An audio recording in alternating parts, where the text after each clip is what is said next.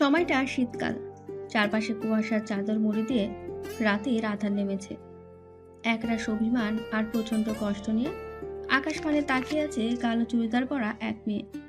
হাসতার ভীষণ মন খারাপ। মন খারাপের কারণ হলো এই পুরো দুনিয়াতে তাকে তার মতো করে বোঝার মানুষ নেই, অথচ ভুল বোঝার মানুষের অভাব নেই।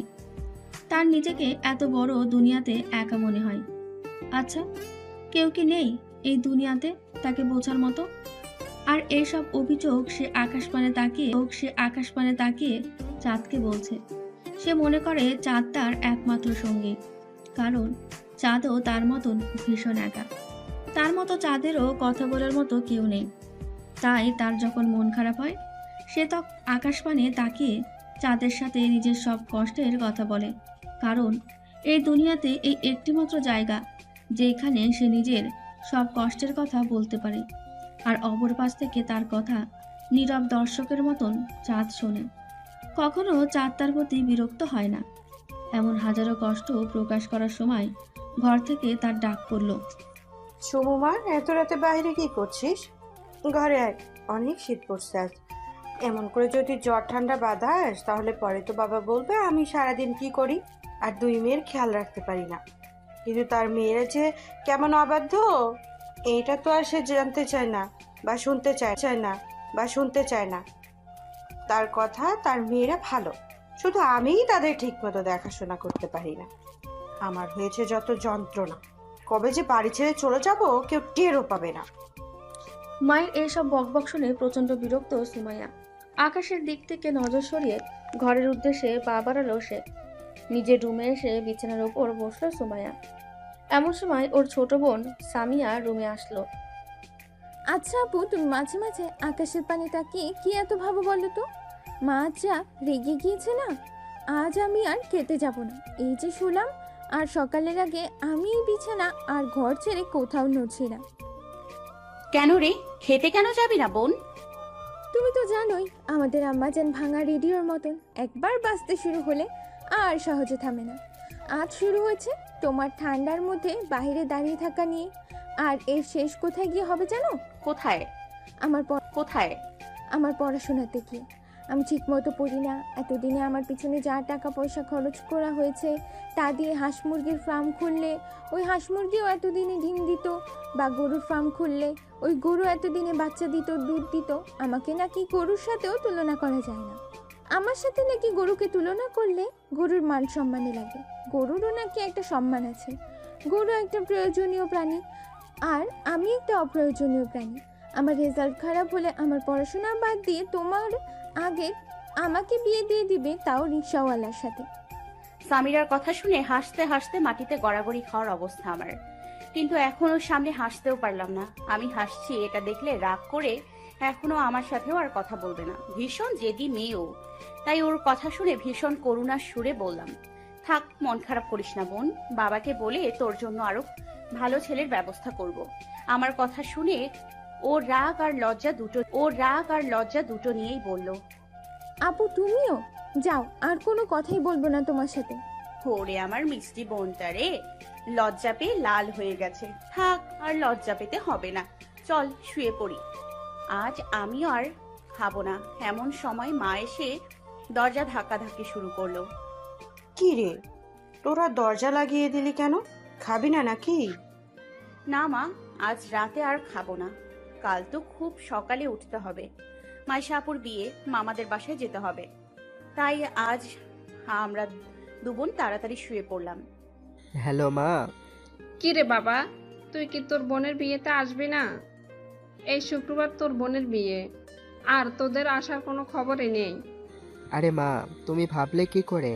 পায়সা আপুর বিয়ে আর আমি আসবো না? এটা কখনো হয় বলো? আমি আসবো, আর সাথে কিছু স্পেশাল গেস্ট নিয়ে আসবো। তুমি কোনো চিন্তা করো না, আমি সময় মতো ঠিক চলে আসবো। ভাইয়া, ওই স্পেশাল গেস্ট কি তোমার বন্ধুরা? হ্যাঁ বোন। আচ্ছা ভাইয়া, তোমার বন্ধু শেহারাজও কি আসবে? ভাইয়া জানো, আমি আর আমার সবগুলো বন্ধু তার অনেক বড় ফ্যান। উনি অনেক handsome, she is my crush. এই শোন, ছোটোর মতো থাকবি। নিজের বড় ভাইয়ের বন্ধুর উপর ক্রাশ খেয়ে বসে আছিস তুই? অনেক বেশি পেকেছিস তুই। দাঁড়া, বাবাকে বলে মাইশা আপুর পরে তোর বিয়ের ব্যবস্থা করছি আমি। একদম বাজে কথা বলবে না ভাইয়া, আমি তো তাড়াতাড়ি বিয়ে করব না। মা, নাও তো তোমার ছেলের সাথে তুমি কথা বলো। ঠিক আছে বাবা, এখন আমি রাখি। বাসায় এখনই মেহমানদের আগমন শুরু হয়ে গেছে, অনেক কাজ পড়ে আছে। আচ্ছা মা, আল্লাহ হাফেজ। চুয়াডাঙ্গার দর্শনায় নিজের দুই ছেলে রাহিন, রাইফ, দুই মেয়ে মাইশা, রাইসা, স্ত্রী মিনা বেগমকে আর মা আশাবানুকে নিয়ে থাকেন আনোয়ার সাহেব। পেশায় তিনি একজন শিক্ষক, নিজ এলাকায় অনেক সম্মানীয় একজন মানুষ তিনি। এই শুক্রবার তার বড় মেয়ে মাইশার বিয়ে। অনেক স্বনামধন্য পরিবারে বিয়ে হচ্ছে তার। আনোয়ার সাহেব বড় ছেলে রাহিন নিজের ব্যবসার জন্য ওমানে থাকে। মেয়ে রাইসা 10ম শ্রেণীর ছাত্রী, আর ছোট ছেলে রাইফ 6ষ্ঠ শ্রেণীর ছাত্র। আনোয়ার সাহেবের যখন 15 বছর বয়স, তখন তার বাবা মতিউর সাহেব পরলোক গমন করেন। বাবা মারা যাওয়ার পর দুই বোন, ছোট ভাই আর মাকে নিয়ে অনেক কষ্টে দিন কাটায় তিনি। দুই বোনকে নিজ এলাকায় বিয়ে দেন তিনি। বড় বোন হাসির বিয়ের পর তিনি তার স্বামী শামীম সাহেবকে নিয়ে তিনি নিজ শ্বশুরভিটায় বাড়ি জমান। দুই মেয়ে আর স্বামীকে নিয়ে অতি সাধারণ আর সুখে আছেন হাসি বেগম। বড় মেয়ে সুমায়া অনার্স প্রথম বর্ষের ছাত্রী, আর ছোট মেয়ে সামিয়া 10ম শ্রেণীর ছাত্রী। অপরদিকে ছোট বোন খুশি, তার স্বামী ইফতিয়াক সাহেব আর দুই মেয়ে নিয়ে ভালো আছেন। খুশি বেগমের বড় মেয়ে ইফতিয়া ইন্টার শেষ করে এখন অ্যাডমিশনের অপেক্ষায়, আর ছোট মেয়ে তিশা 8ম শ্রেণীর ছাত্রী। আনোয়ার সাহেবের ছোট ভাই রিশাদ এখনও বিয়ে করেনি। কাজের সূত্রে দুবাইতে থাকেন তিনি। পারিবারিক ব্যবসা থাকার পরেও আনোয়ার সাহেব তার চাকরি থেকে অবসর নেননি, কারণ তিনি মনে করেন এই চাকরি তার কষ্টের দিনের পরম বন্ধু ছিলেন। তাই যতই পারিবারিক ব্যবসা থাকুক না কেন, তিনি এই চাকরি ছাড়বেন না। এই বছর বেস্ট বিজনেসম্যানের অ্যাওয়ার্ড পেয়েছেন ওমানের এসকে ফ্যাশন গ্রুপ অফ ইন্ডাস্ট্রির মালিক শেহরাজ খান। এই নিয়ে তার বন্ধুরা আজ রাতে গ্র্যান্ড সেলিব্রেশনের প্ল্যান করেছে, কিন্তু যার জন্য এত বড় পার্টির আয়োজন করা হচ্ছে তার মধ্যে কোনো হেলদোল নেই, কারণ এসব অ্যাওয়ার্ড তার জন্য নতুন কিছু না। প্রতি বছর সেরা বিজনেসম্যান বা টিকটক ইউটিউবার কোনো না কোনো প্ল্যাটফর্ম থেকে সে অ্যাওয়ার্ড পেয়েই থাকে। একজন সফল বিজনেসম্যানের পাশাপাশি একজন ভালো কন্টেন্ট ক্রিয়েটর সে। টিকটক, ইনস্টাগ্রাম, ইউটিউবে তার লাখ লাখ ফলোয়ার। দেশের বিভিন্ন জায়গার মানুষ তাকে ফলো করেন। হাজারো মেয়ের ক্রাশ তিনি।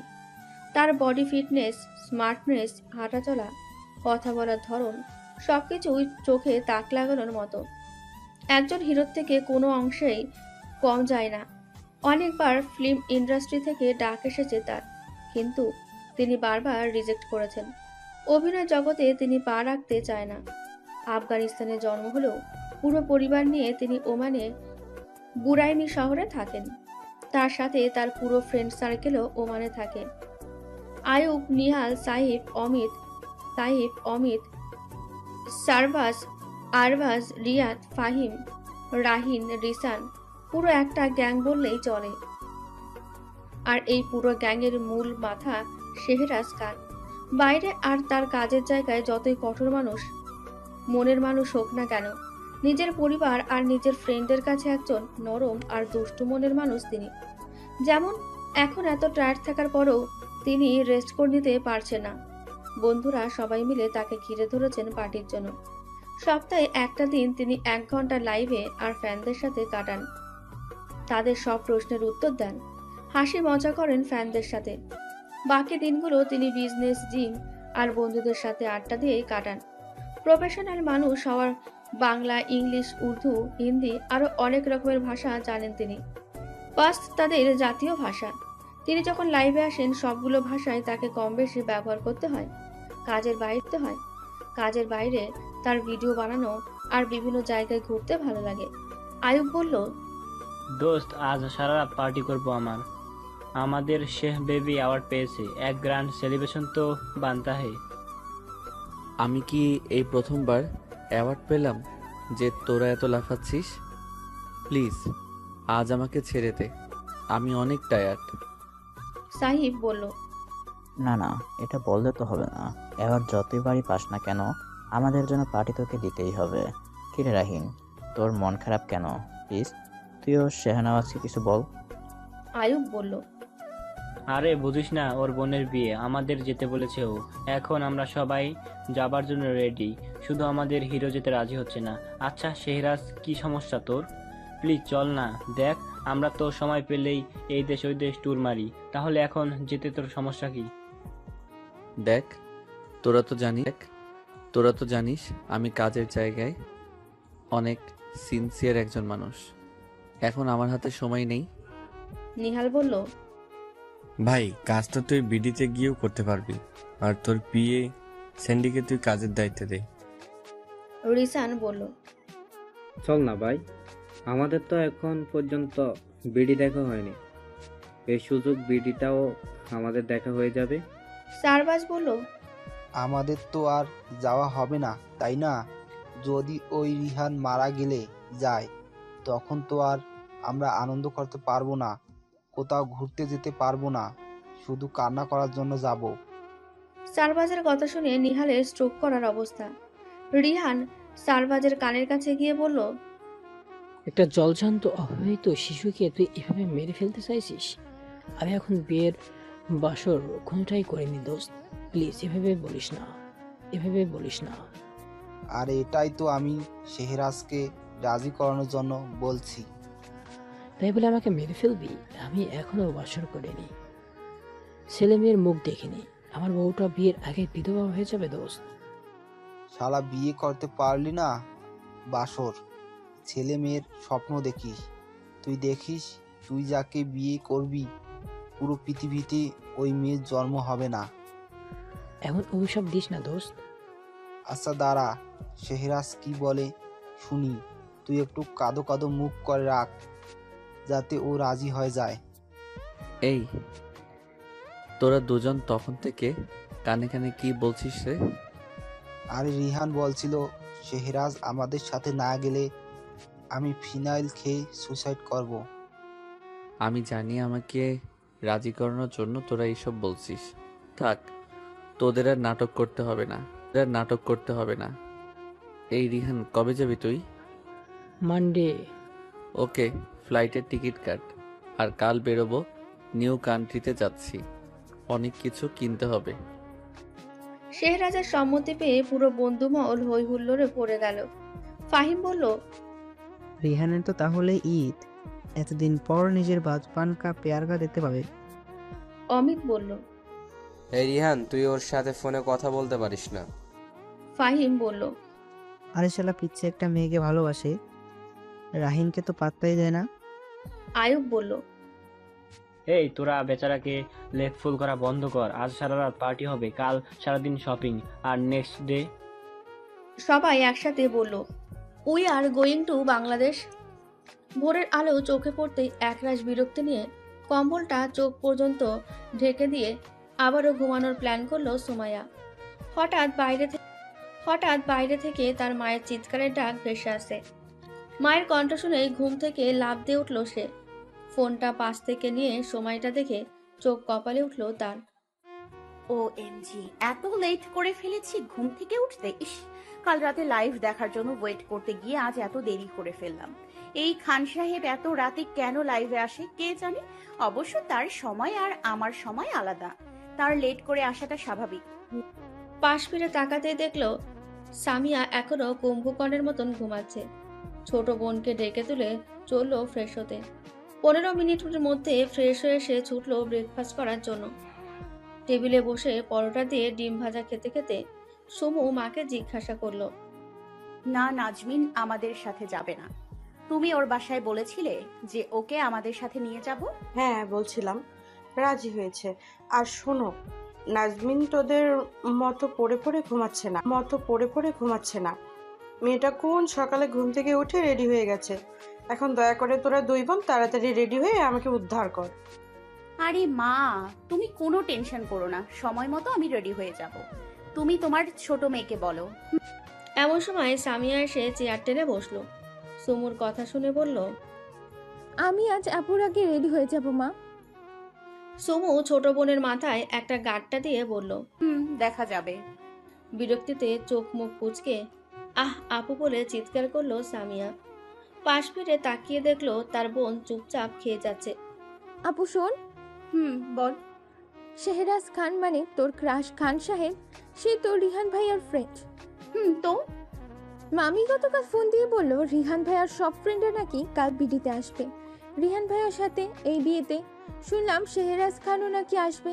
ইফতিয়া, আপু, রাইসার ফ্রেন্ডরা নাকি অনেক এক্সাইটেড তার আসার খবর শুনে। বোনের মুখ থেকে এমন কথা শুনে গলায় খাবার আটকে গেল সুমাইয়ার।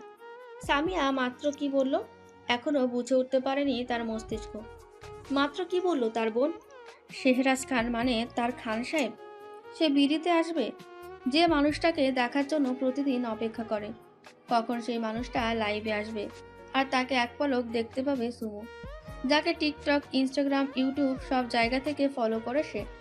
আজ পর্যন্ত লাইভে একটা প্রশ্ন পর্যন্ত করতে পারেনি সুমু। তাকে লাইভে দেখলেই অদ্ভুত এক ভয় কাজ করে মেয়েটার মাঝে। এমন অদ্ভুত ফিলিংস আর কাউকে দেখলে হয় না সুমুর, যার কোনো ভিডিও পিক দেখা মিস করে না সে। সব সময় অপেক্ষা করে আবার কবে লাইভে আসবে, নতুন ভিডিও পিক পোস্ট করবে, যার পিক ভিডিও দিয়ে ফোন ভর্তি করে ফেলেছে মেয়েটা। রোজ রাতে ঘুমানোর আগে এই প্রার্থনা করে চোখ বন্ধ করে সে, যাতে স্বপ্নে অন্তত মানুষটাকে দেখতে পারে। সেই মানুষটা বিড়িতে আসবে মানে আমি তাকে দেখতে পাবো? সত্যি আমি তাকে দেখতে পাবো? এমনটা হবে? নিজের মনকে নিজে প্রশ্ন করলো সুমু। তার শেহরাজ খানের প্রতি এমন অদ্ভুত ফিলিংসগুলোর কথা কেউ জানে না। সুমু কাউকে বলে না, সবাই শুধু জানে সেই ৮-১০টা মানুষের মতন শেহরাজের ফ্যান। এমন সময় হাসি বেগম বললেন, তোরা দুই বোন কি শান্তিতে খেতেও জানিস না? খাবার সময় এত কথা কিসের? তোদের চুপচাপ খেয়ে রেডি হতে যা। তোদের মামা সেই সকাল থেকে ফোন করছে তাড়াতাড়ি যাওয়ার জন্য। চুপচাপ খেয়ে রেডি হবার জন্য চলে গেল দুই বোন। আজ সুমুর সব থেকে আনন্দের দিন। এমন খুশির খবর সে তার জীবনে পায়নি। দুপুর ১টার মধ্যে সুমুরা পৌঁছে গেল তার মামার বাসায়। বাড়ি ভর্তি মানুষের আনাগোনা। কাল নাকি তার স্বপ্নের মানুষটা আসবে এই শহরে। ভাবতেই অবাক লাগে এখনো সুমুর। হাসি বেগম এসে কাজে লেগে পড়েছে। বিয়ে বাড়ি অনেক কাজ পড়ে আছে। আজ রাতে সবাই মিলে ছাদে প্রচুর আড্ডা দেওয়ার প্ল্যান করলো। সুমু ভাবলো মাইশা আপুর কাছে যাবে, কিন্তু আসার পর থেকেই দেখছে মাইশা আপু ফোনে কথা বলেই যাচ্ছে। 2 দিন পরেই তো বিয়ে, এখন এত কি কথা বলে বুঝেই পায় না সুমু। তারপরেও তার কাজিন আজমিনকে নিয়ে গেল মাইশা আপুর রুমে। ওদের দুজনকে দেখে মাইশা ফোন রেখে ওদের দুজনকে বসতে বলল। ঠিক তখনই হুড়মুড়িয়ে রুমে ঢুকলো ইফতিয়া, সামিয়া, তিশা, রাইসা, রাইফ। ব্যাস, এইবার জমে যাবে তাদের আড্ডা। সবাই মিলে শুরু করলো একে অপরের পিছে লাগা। মিনা বেগম সবার জন্য শরবত ফল কেটে নিয়ে আসলো। খেতে খেতে সকলে গল্প করছে। হঠাৎ ইফতিয়া বলল, এই মাইশা আপু, সারাদিন তুমি ভাইয়ার সাথে কি এত কথা বলো? আমাদের দাও, আমরাও একটু কথা বলি। রাইসা বলল, এই চলো আমরা সবাই মিলে নয়ন ভাইয়ের সাথে একটু মজা করি। মাইশা বলল, এই না, নয়ন তোদের বড় ভাই হয়, একদম উল্টোপাল্টা কিছু করার চিন্তা করবি না। ছোটর মতো থাক, বেশি পাকনামি করবি না। সামিয়া বলল, না বললে তো শুনবো না আপু, ছোট হিসাবে আমাদেরও তো একটা দায়িত্ব আছে, তাই না? এই রাইসা আপু, তুমি বলো তো ঠিক কি করতে চাও? তাহলে শোনো সবাই, অ্যাটেনশন প্লিজ। আপু তো সারাদিন ভাইয়ার সাথে কথা বলে, তাহলে ওদের দুজনের ভিতরে ভালো সম্পর্ক হয়ে গেছে। দুজন দুজনকে ভালো করে চিনে গেছে, বুঝে গেছে। তাই আমরা এখন ভাইয়াকে কল করব আর আপুর ভয়েস নকল করে কথা বলবো। এই না রাইসা, মার খাবি তুই, এমন কিছুই করবি না। নাজমিন বলল, কেন আপু? আমরাও একটু দেখি ভাইয়া আপনাকে কতটা ভালোবাসে, চিনে নিতে পারি কিনা আপনাকে। সকলে জোরাজোরিতে মাইশা বাধ্য হলো নয়নকে কল করতে। মাইশাও দেখতে চায় কতটা ভালোবাসে মানুষটা তাকে, পারে কিনা তাকে চিনে নিতে। সুমুকে কথা বলার জন্য দেওয়া হলো। হ্যালো, আসসালামু আলাইকুম। ওয়ালাইকুম আসসালাম। কেমন আছো জান? আলহামদুলিল্লাহ ভালো, কিন্তু মাইশা তোমার বয়সটা একটু অন্যরকম লাগছে। ওই অন্যরকম লাগছে? এইটুকু সময়ের মধ্যে তুমি আমার ভয়েসটাও ভুলে গেলে? আরে না না, সরি সোনা, আমি তোমাকে ভুলিনি, একটু অন্যরকম লাগছিল তো তাই আর কি। ওদের দুজনের কথা শুনে সকলে মুখ টিপে হাসছে, আর মাইশা রাগে ফুঁসছে আর বিড়বিড় করে বলছে, এই লোকটার খবর করে ছাড়বো আমি। সারাদিন কথা বলেও উনি আমার ভয়ের চেনে না। পুরো ছাদ জুড়ে দক্ষিণা বাতাস বইছে, কুয়াশায় চারপাশ ঢেকে আছে। চাদর আলোয় চারপাশের সবকিছুই এক অন্যরকম সৌন্দর্য ফুটে উঠেছে। বাতাসের সঙ্গে ভেসে আসছে সদ্য ফোটা নানান রকম ফুলের মিষ্টি ঘ্রাণ। পাশ থেকে শোনা যাচ্ছে ঝিঝি পোকার ডাক। রাতের আকাশে স্পষ্ট দেখা যাচ্ছে হাজারো কপত কপতি তারার মেলার মাঝে একটা সঙ্গীহীন চাঁদ। সঙ্গীহীন হবার পরও নিঃস্বার্থের মতো সবকিছুকে কেমন নিজের আলো দিয়ে আলোকিত করে রেখেছে। এমন মনোমুগ্ধকর প্রকৃতির মাঝে যে কোনো মানুষ নিজেকে হারাতে বাধ্য হবে। চারপাশটা একদম নীরব হয়ে আছে। পুরো শহরবাসী গভীর ঘুমে আচ্ছন্ন। শুধু একজোড়া চোখ আকাশের পানে তাকিয়ে আছে, অপেক্ষা করছে তার প্রিয় মানুষটার। কখন সকালের আলো ফুটবে, কখন আসবে সেই কাঙ্ক্ষিত মানুষটা। আজ সবকিছু এত সুন্দর কেন? অপেক্ষা করাটা এত আনন্দদায়ক লাগছে কেন? আকাশের পানে তাকিয়ে ভাবছে সুমু, সত্যি কাল সে আসবে? সকালে পাখির কিচিরমিচির আওয়াজে চোখ মেলে তাকালো সুমু।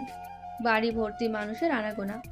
কম্বলটা নিজের ওপর থেকে সরিয়ে বিছানা থেকে নেমে দাঁড়ালো, চলে গেল ফ্রেশ হতে।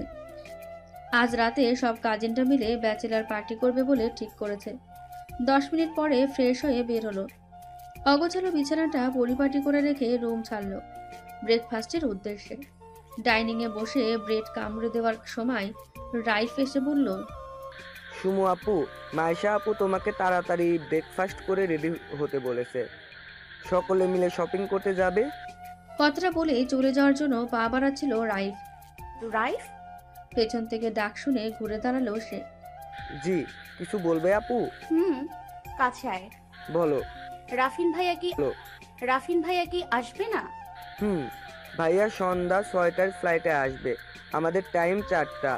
ওই যে ভাইয়ার সেলিব্রিটি ফ্রেন্ড আছে না,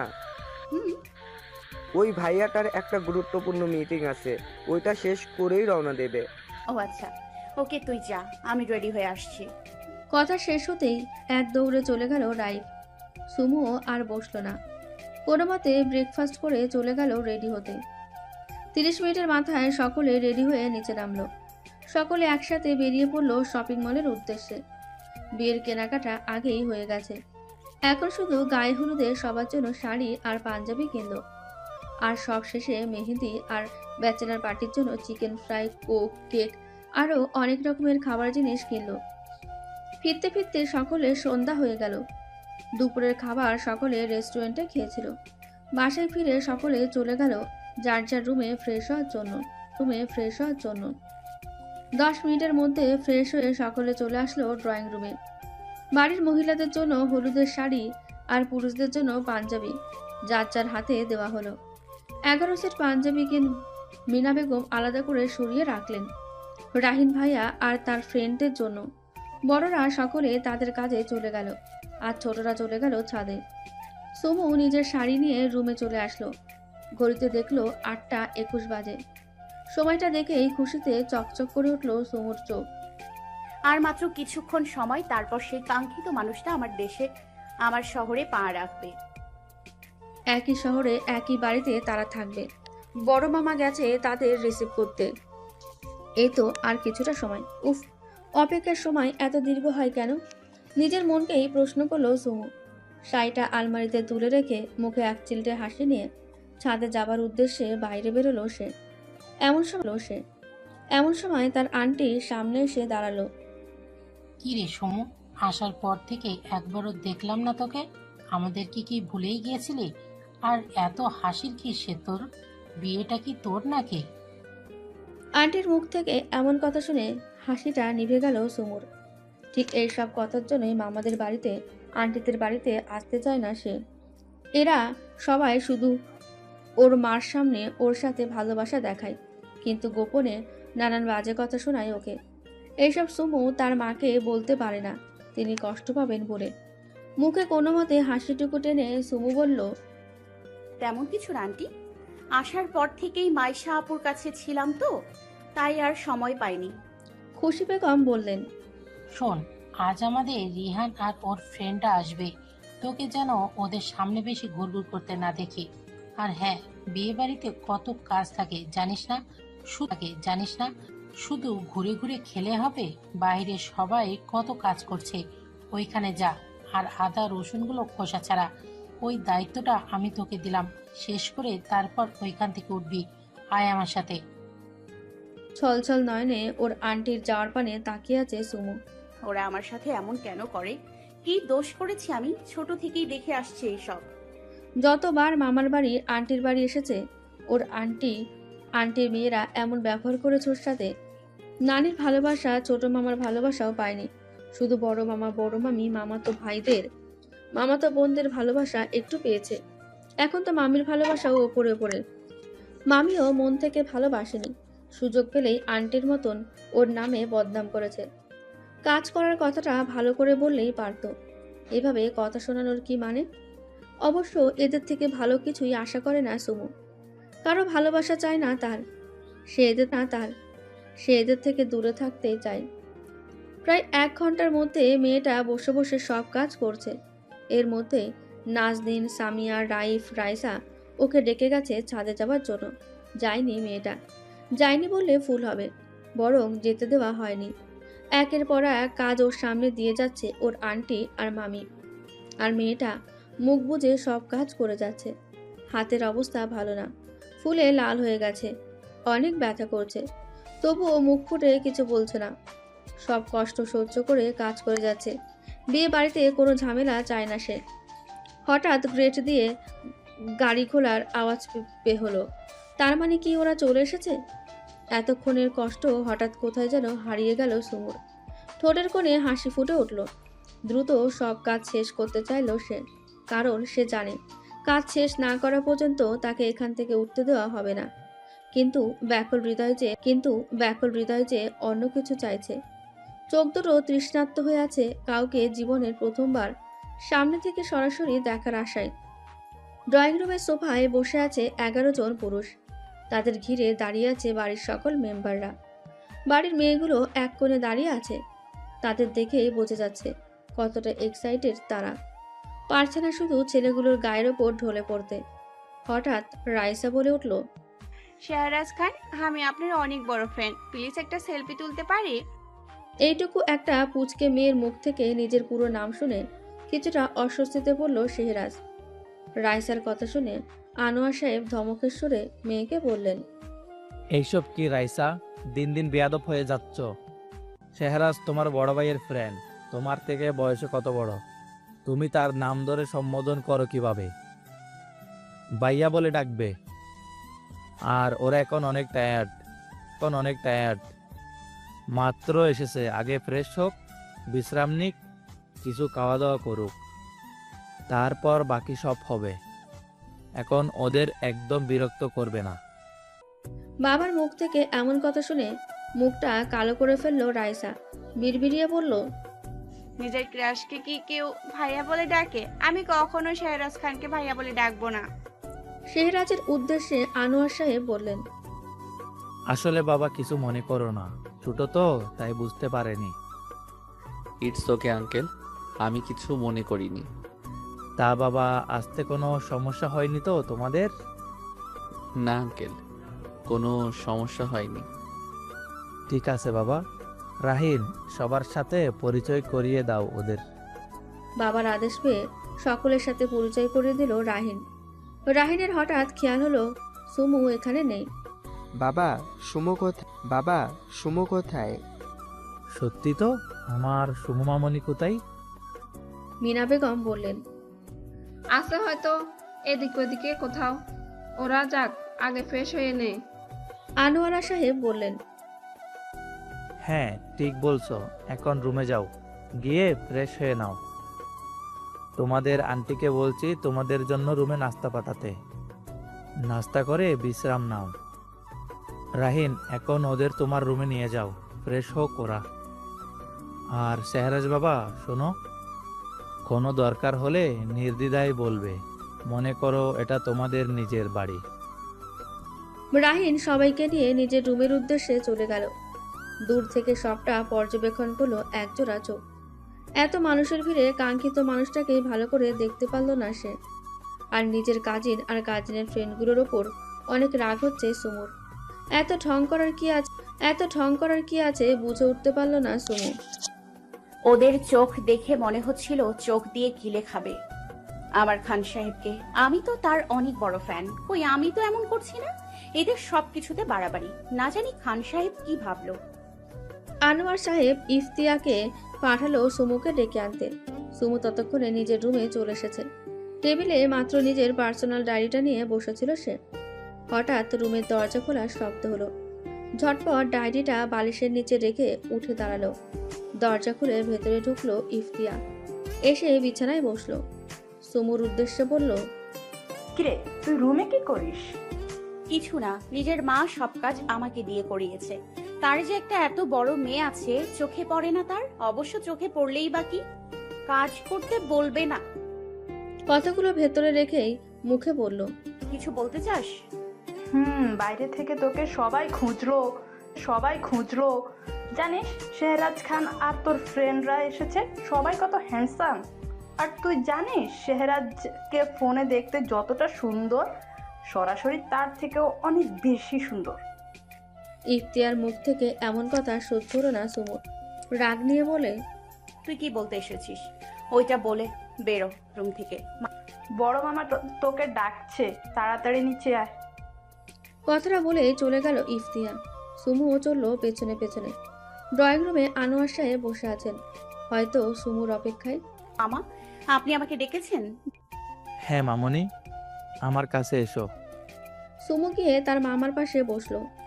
আনোয়ার সাহেব সুমুর মাথায় হাত রাখলেন, আদরে সুরে বললেন, মামনি, তুমি তো জানোই বাসায় কিছু নতুন গেস্ট এসেছে। প্রথমবার তারা এসেছে। আমাদের সবার দায়িত্ব তাদের কারো যাতে কোনো কিছুতে অসুবিধা না হয়, ওইটা দেখো। জি মামা, তুমি বলো আমাকে কি করতে হবে, আমি এক্ষুনি করে দিচ্ছি। আনোয়ার সাহেব হেসে ফেললেন। সুমুর মাথায় আলতো হাত বুলিয়ে বললেন, তোমাকে কিছু করতে হবে না মামনি, শুধু তুমি যে রুমটায় থাকো ওই রুম ছেড়ে তোমার রাইসা আপুর রুমে শিফট হয়ে যাও। মামনি, রেহানের ফ্রেন্ড শেহরাজ। ছেলেটা খুব বিজি মানুষ, শুনেছি ছেলেটা নিজের কাজের জায়গায় খুব সিনসিয়ার। মাত্র 25 বছর বয়সে নিজের জীবনে কতটা উন্নতি করে ফেলেছে। আসতেই চাইছিল না কাজ ফেলে, শুধু ফ্রেন্ডের কথা ফেলতে পারবে না বলে এসেছে। কিন্তু দেখো, এখানে এসেও ছেলেটা নিজের কাজের প্রতি কোনো অবহেলা করবে না। আর তাই নিজের কাজের জন্য ছেলেটার একটা একান্ত রুম লাগবে। তুমি যে রুমটায় থাকো ওই রুমে বাহিরের আওয়াজ কম যায়, আর কারো খুব একটা ওইদিকে যাওয়ার প্রয়োজন পড়ে না। ওই রুমটা হলে ছেলেটা শান্তিতে নিজের ব্যবসার কাজ করতে পারবে। তুমি তো জানোই বিয়ে বাড়ি অনেক মানুষ, সব রুম বুক, শুধু তোমার রুমে তোমরা 3 জন ছিলে। তাই বলছিলাম তোমরা 3 জন, তুমি, নাজমিন আর সামিয়া, তোমরা মাইশাপুর রুমে শিফট হও। এইভাবে কেন বলছো মামা? আমি এক্ষুনি মাইশা আপুর রুমে শিফট হচ্ছি। ধন্যবাদ মামনি। তাহলে আমি যাই মামা? হ্যাঁ মামনি। কথা শেষ করে সুমু নিজের রুমের উদ্দেশ্যে চলে গেল। যাওয়ার সময় সামিয়া আর নাজনীনকেও ডেকে নিয়ে গেল। ওই মানুষটার জন্য শুধু রুম কেন, দুনিয়ার সবকিছু ছেড়ে দিতে রাজি আছি আমি। কথাটা বিড়বিড়িয়ে বলে বোনদের তাড়া দিল তাড়াতাড়ি সব গোছানোর জন্য। হঠাৎ মিনা বেগমের কণ্ঠ শোনা গেল, কি রে সুমু, তাড়াতাড়ি কর। এই তো হয়ে গেছে মামি। বোনদের নিয়ে ঝটপট বেরিয়ে গেল রুম থেকে। রাত বাজে 11টা। বড়রা ডিনার শেষে নিজেদের রুমে ফিরল, আর ছোটরা সব ছাদে আসলো ব্যাচেলার পার্টির জন্য। রাহিন ও তার সব ফ্রেন্ডরা মিলে শেহরাজকে বোঝাচ্ছে ছাদে যাওয়ার জন্য, কিন্তু সে কোনো মতেই যেতে রাজি না। রাহিন বলল, চল না ভাই, এমন করছিস কেন? আয়ুব বলল, শেহরাজ, বিয়ে বাড়িতে এসেছি, বিয়ের সব রিচুয়ালে না থাকলে হয় ভাই? শোন, তোরা যা, আমাকে জোর করিস না প্লিজ, আমি অনেক টায়ার্ড, প্লিজ বিরক্ত করিস না। রিসান বলল, আরে আগে চল, তুই গেলেই দেখবি সব টাইটনেস কেটে যাবে। রিয়াদ বলল, আর তাছাড়া তুই রুমে একা একা বসে বসে বোরি হবি, তখন তোর আরো বেশি টায়ার্ড লাগবে। আয়ুব বলল, আর আমরা কি তোকে একা রেখে যেতে পারি বল? আমরা তোকে রেখে গেলে তুই তো আমাদের পাগলের মতো মিস করবি। সবার জোরাজুরিতে শেষমেশ রাজি হলো শেহরাজ। বন্ধুগুলোকে নিজের থেকেও বেশি ভালোবাসে সে, এদের কখনো ফিরাতে পারে না। জীবনের সব খারাপ পরিস্থিতিতে এই বন্ধু নামক বাদরগুলোই ওর পাশে ছিল। পুরো ছাদ জুড়ে কৃত্রিম আলোয় আলোকিত, চারপাশের এক অন্যরকম সৌন্দর্য ফুটে উঠেছে। অডিও স্পিকারের অল্প আওয়াজে গান বাজছে। সুমু ছাদের এক কোণে দাঁড়িয়ে প্রকৃতির সাথে গানটা উপভোগ করেছে। হঠাৎ চোখ দুটো ছাদের দরজার দিকে আটকে গেল। সময়টা কেমন যেন থমকে গেল। পুরো ছাদ জুড়ে পিন পিন নীরবতা, শুধু অডিও স্পিকার থেকে গান ভেসে আসছে। এতক্ষণ ছাদে থাকা প্রতিটা মানুষের চোখ ছাদের দরজার দিকে। সবাইকে এইভাবে তাকিয়ে থাকতে দেখে শেহরাজ কিছুটা অস্বস্তিতে পড়ল। বুঝে উঠতে পারল না ওকে দেখে এইভাবে হ্যাং হয়ে যাওয়ার কি আছে। রাহিন ফ্রেন্ডের অস্বস্তির কারণ বুঝে সকলের উদ্দেশ্যে বলে উঠল, পার্টি কি আমাদের রেখেই শুরু করে ফেলেছিস তোরা? এই কথায় সকলের ধ্যান ভাঙল। তখন সকলে ছুটে আসলো শেহরাজের সাথে সেলফি তুলতে। সেলফি তুলে অনেকে অলরেডি ইনস্টাগ্রামে শেহরাজকে মেনশন দিয়ে পোস্টও করে ফেলেছে। অনেকে রীতিমতো অনুরোধ করেছে তাকে ইনস্টাগ্রামে রিকোয়েস্ট অ্যাকসেপ্ট করতে। রাহিনের কাছে গিয়ে আয়ুব বলল, শালা শেহরাজের ভাগ্য দেখ, যেখানে যায় মেয়েরা ওর পাশে পাশে ঘুরে। ভাই, তুই কি কখনো দেখেছিস মৌমাছির পিছনে ফুলকে ঘুরতে? কোনো ফুল কেন চাইবে তার মধু কোনো মৌমাছি শুকে নিক? কিন্তু এই শেহরাজকে দেখ, হাজারো ফুল ওর পিছনে ঘুরে। শালা সারা জীবন ভার্জিন মৌমাছি হয়েই থেকে গেল, আমাদের দিকে কোনো ফুল ফিরেও তাকায় না। আমরা তাকালে মুখ ঘুরে শেহরাজের কাছে চলে যায়। আয়ুবের কথা শুনে রিহান ঠোঁট টিপে হেসে বলল, আমার কিন্তু এইসব ফুলের প্রতি কোনো ইন্টারেস্ট নেই, আমি তো শুধু আমার প্রিয়তমাতে আসক্ত। ইস, কবে যে আমার পিচ্ছি বড় হবে আর আমার ভালোবাসা বুঝবে। রিহানের দৃষ্টি চঞ্চল মেয়েটা সামিয়ার দিকে, যে এখন তার বান্ধবী নাজমিনকে জ্বালাতে ব্যস্ত। দুই বন্ধুর কথার মাঝেই ঘটে গেল এক অদ্ভুত কাণ্ড। নাজনীন দৌড়াতে গিয়ে আয়ুবের সাথে ধাক্কা খেয়ে পড়তে নিল। আয়ুব নাজনীনকে ধরতে গিয়ে দুই হাত রাখলো নাজনীনের কোমরে, আর নাজনীনের দুই হাত শক্ত করে আয়ুবের হুডি ধরে ঝুলে আছে। আয়ুব হালকা ঝুঁকে আছে নাজনীনের ওপর। মেয়েটা পড়ে যাবার ভয় পাবার থেকেও অবাক হয়ে গেল বেশি। চোখ দুটো কোটর থেকে বেরিয়ে আসার অবস্থা। ওদের অবস্থা দেখে সবাই ঠোঁট টিপে হাসছে। পাশ থেকে রাহিনের কাশির শব্দ শুনে ধ্যান ভাঙলো দুজনের। হঠাৎ নাজনীন গেল রেগে, রাগে শরীর রিরি করছে তার। চেঁচিয়ে বলল, ওই মিয়া, এইভাবে ধরে রেখেছেন কেন? ছাড়ুন আমাকে। নাজনীনের কথা শুনে আয়ুব দিল ওর কোমর ছেড়ে। ব্যাস, মেয়েটা ঠাস করে পড়ে গেল। রাগে ব্যথায় জোরে চেঁচিয়ে উঠল, ও মা গো, আমার কোমরটা শেষ। ওই মিয়া, আপনি আমাকে ফেলে দিলেন কেন? দিলেন তো আমার তুলোর মতো নরম কোমরটা ভেঙে গুড়িয়ে। নাজমিনের কথা শুনে আয়ুব বলল, আরে আমি আবার কি করলাম? তুমি তো বললে ছেড়ে দিতে। তাই বলে আপনি এইভাবে ছাড়বেন? ওই মিয়া, আপনার মাথায় কি গোবর পড়ে নাকি? আপনি বুঝেন না এইভাবে ছাড়লে আমি পরে ব্যথা পাবো? কি বললে তুমি? আমার মাথায় গোবর পোড়া? এই, তুমি কি অন্ধ নাকি? দেখতে পাচ্ছ না এখানে আমরা দাঁড়িয়ে আছি? তারপরও ছাগলের 3 নাম্বার বাচ্চার মতো লাফাতে লাফাতে গায়ের উপরে উঠে গেলে, আর ভিটামিনের অভাবে ভুগলে তো এমনই হবে। এইটুকু জোরে পড়ে কেউ ব্যথা পায় না, আর তোমার কোমর ভেঙে গেল। কি? আমি ছাগলের 3 নাম্বার বাচ্চার মতো লাফিয়েছি, আর আমি ভিটামিনের অভাবে ভুগছি? আপনার এত বড় সাহস, আপনি আমাকে ছাগলের 3 নাম্বার বাচ্চা বলেন? তা নয় তো কি, আমাকে দেখেছো আমি কত স্ট্রং আর তুমি নিজেকে দেখো শুটকি তুমি। এই যে মিস্টার, শুনুন, এইটাকে শুটকি বলে না, স্লিম বলে, স্লিম। আমি ফিগার মেনটেন করে চলি, বুঝেছেন? এমন স্লিম হয়ে লাভ কি যেখানে নিজেকে ব্যালেন্স করতে পারবে না, হালকা ধাক্কায় পড়ে যাবে। শুনুন, আমি নিজেকে ব্যালেন্স করতে পারি। আর হ্যাঁ, সন্ধ্যায়ও না ছাদের ওই সাইডটা পুরো ফাঁকা ছিল, কোনো খাম্বা সেইখানে ছিল না। আমি কি করে জানবো হঠাৎ মাঝখানে অপ্রয়োজনীয় একটা খাম্বা দাঁড়ানো থাকবে? হোয়াট রাবিশ, এই খাম্বাটা আবার কি কি ল্যাঙ্গুয়েজ? বলেছিলাম না মাথায় গোবরে পোড়া, তখন তো আন্দাজে বলেছিলাম, এখন দেখছি আন্দাজে আমি নিশানা ঠিক জায়গায় ছুঁড়েছি। Hey you, just shut up. You shut up. You shut up. You you you you. Enough. হঠাৎ চিৎকারে দুজনে কেঁপে উঠল। শেহরাজ ওদের দুজনের সামনে এসে বলল, হোয়াট ইজ দিস? কি হচ্ছেটা কি? আয়ুব, ও না হয় বাচ্চা, তুইও কি বাচ্চা? ভাই, তোর ওকে বাচ্চা মনে হলো? দেখলি কিভাবে পায়ে পা লাগিয়ে ঝগড়া করে, ঝগড়াটে মহিলা। কি? আমি ঝগড়াটে মহিলা?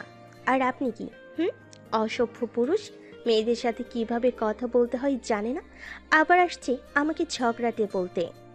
এই মেয়ে শোনো। আয়ুব, তুই থামবি? শেহরাজের চোখ রাঙানি দেখে কেউ আর কোনো কথা বাড়ানোর সাহস পেল না। সামিয়া দৌড়ে এসে নাজনীনের দিকে হাত বাড়িয়ে বলল, এতক্ষণ বসে বসে ঝগড়া করতে করতে হাঁপিয়ে উঠেছিস তুই, প্লিজ এবার উঠে আয়। সামিয়ার দিকে কটমট দৃষ্টিতে তাকিয়ে উঠে আসলো নাজনীন।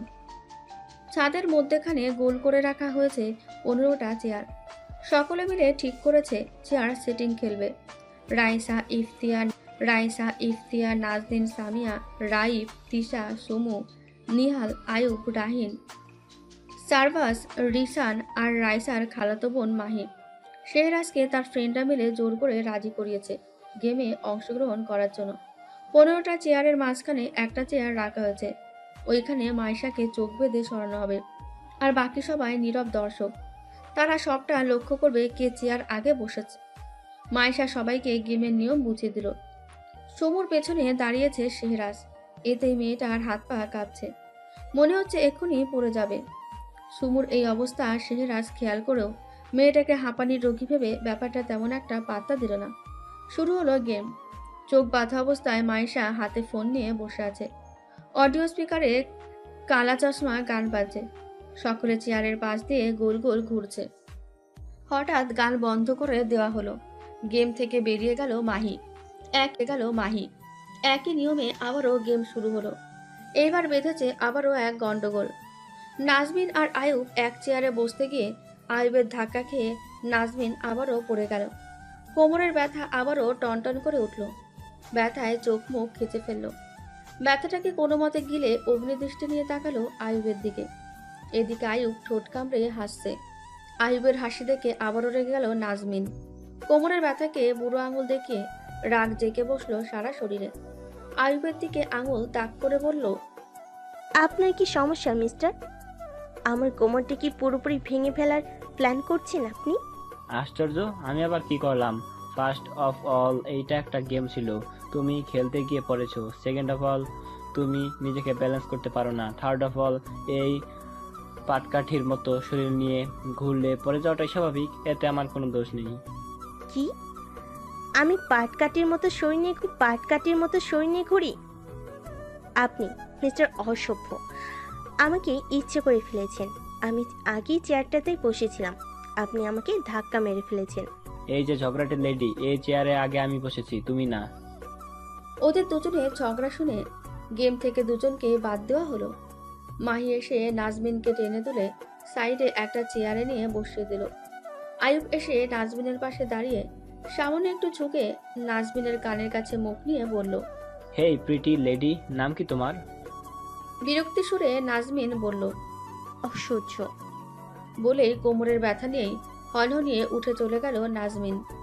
আয়ুব ওর যাওয়ার পানে তাকিয়ে বিড়বিড়িয়ে বলল, অসহ্য, বাহ, বেশ ইউনিক নাম তো। গেম আবারও শুরু হলো। একে একে সকলে বেরিয়ে গেল গেম থেকে। এখন শুধু আছে শেহরাজ আর সুমু। মাঝে একটা চেয়ার, দুজনে সমান তালে ঘুরছে। হঠাৎ গান স্টপ করে দেওয়া হলো। হাফ হাফ করে দুজনেই বসলো চেয়ারে।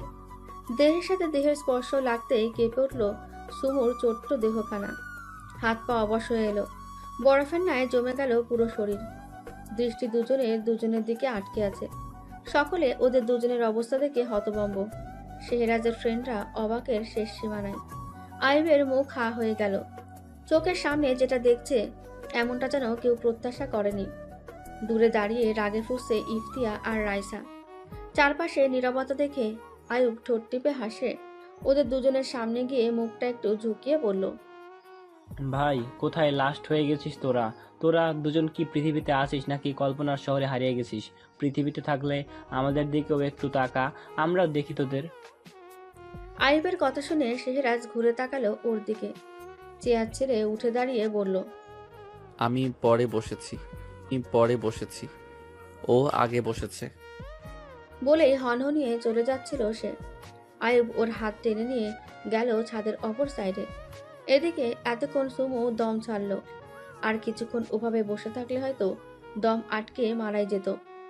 মাইশা সুমুকে বিজয়ী ঘোষণা করলো আর শুরু হলো নেক্সট গেমের আয়োজন। সকলে গোল হয়ে বসলো। একটা জারে অনেকগুলো চিরকুট রাখা হয়েছে। একটা বোতল সবার মাঝে রেখে ঘোরানো হবে। যার দিকে বোতলের মাথা করবে তাকে ওই জার থেকে একটা চিরকুট তুলতে হবে। আর ওই চিরকুটে থাকা ওয়ার্ড অনুযায়ী গান বা নাচ যে কোনো একটা পারফরমেন্স করতে হবে। আয়ুব তাকিয়ে আছে এক দৃষ্টিতে শেহরাজের দিকে। এইবার সে মুখ খুলল, শেহ বেবি, আমাকে একটা কথা বলো তো, এভাবে লস্ট হয়ে তাকিয়েছিলি কেন? এই প্রথমবার তোকে কোনো মেয়ের দিকে এক দৃষ্টিতে তাকিয়ে থাকতে দেখলাম। তুই তো কোনো মেয়ের দিকে ভুলেও তাকাস না। এত সুন্দরী সুন্দরী মেয়েরা তোর জন্য পাগল। তাহলে ওই মেয়ের মধ্যে এমন কি দেখলি যে লাস্ট হয়ে তাকিয়েছিলি? ও শাটা বায়ুবা, কিসব উল্টাপাল্টা বলছিস তুই? ওইটা জাস্ট একটা অ্যাক্সিডেন্ট, ব্যাস, আর কিছুই না। এইটার আর কোনো বাজে মানে বের করবি না। আচ্ছা ঠিক আছে, মেনে নিলাম এইটা একটা অ্যাক্সিডেন্ট, কিন্তু তুই যে আজ পর্যন্ত কোনো কিছুতে হারিসনি, সেটা গেম হোক বা বিজনেসের ক্ষেত্রে। আর সেই তুই the world famous businessman Shehraj Khan Bahadur খেল এসকে ফ্যাশন গ্রুপ অফ ইন্ডাস্ট্রির একমাত্র ওনার, সে কিনা এইটুকু একটা পুচকে মেয়ের কাছে হেরে গেল। তোর ফলোয়াররা এটা শুনলে আমাকে বলবে আমি নেশা করেছি, তবুও এই এত বড় সত্যি কথা বিশ্বাস করবে না। মুঝে তো লাগতা হে ডাল মে কুছ কালা হে। কিরে ভাই, সামথিং। বিরক্তিকর চোখে শেহরাজ তাকালো আয়ুবের দিকে। মুখ ফুটে বলল, হোয়াট দ্য। কথাটা সম্পূর্ণ করতে পারল না শেহরাজ। তার আগেই বলল, থাক ভাই, আর বলিস না, সামথিং ইজ রং, আমি বুঝে গেছি। আয়ুব, তো আমি কি করতাম? তোর মতো ওইটুকু একটা বাচ্চা মেয়ের সাথে পায়ে পা লাগিয়ে ঝগড়া করতাম?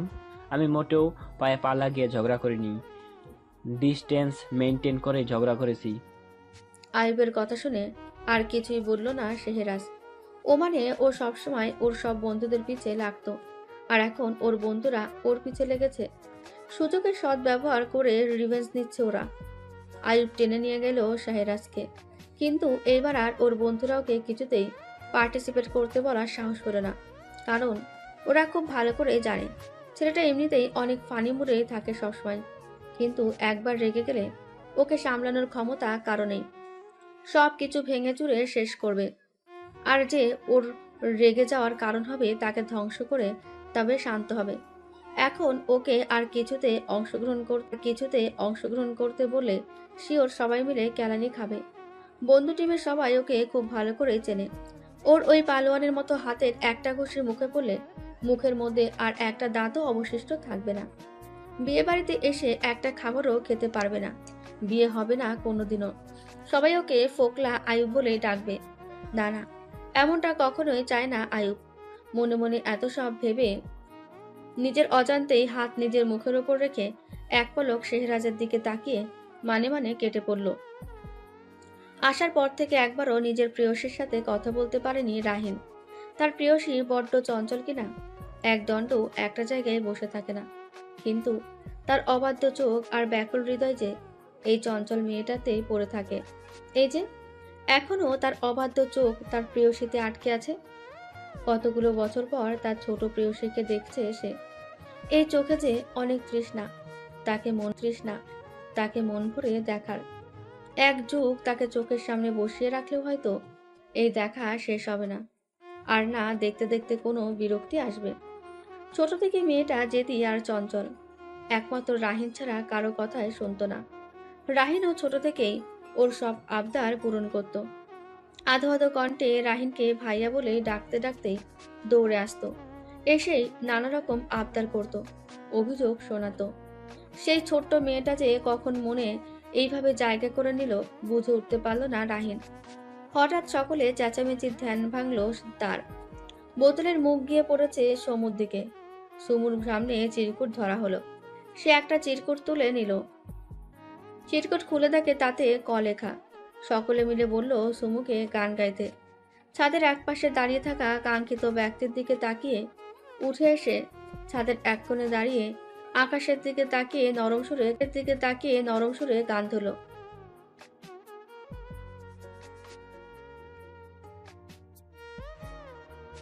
গান শুনে সকলে অনেক প্রশংসা করলো তার। সকলের মুখ থেকে প্রশংসা শুনে লজ্জায় লাল হয়ে গেল সুমু। শুধু একটা মানুষ দূরে দাঁড়িয়ে আছে, কোনো কথাই বলল না। সুমু তো আশা করেছিল সেও হয়তো কিছু বলবে, কিন্তু সুমু জানতেই পারল না সে যখন আকাশের পানে তাকিয়ে গান গাইছিল তখন কেউ চোখ বন্ধ করে খুব মন দিয়ে তার গান শুনছিল। শুধু লস্ট হয়ে তাকিয়ে থাকতে পারেনি, কারণ এইভাবে তাকিয়ে থাকা হয়তো তার পার্সোনালিটির সাথে ম্যাচ করে না। তাই হয়তো তখন তার বন্ধু আয়ুব তাকে ওইভাবে লেকফুল করেছিল। পুরো পার্টি শেষে সকলে গ্রুপে আভিত পার্টি শুরু হয়ে গানে ডান্স করে কেক কেটে অনুষ্ঠান শেষ হলো। সকলে চলে গেল যার যার রুমে। আয়ুব শেহরাজের কাঁধে হাত রেখে বলল, চল ভাই রুমে যাই। তোরা যা, আমি স্যান্ডির সাথে কথা বলে আসছি। ওকে আয়, আমরা গেলাম।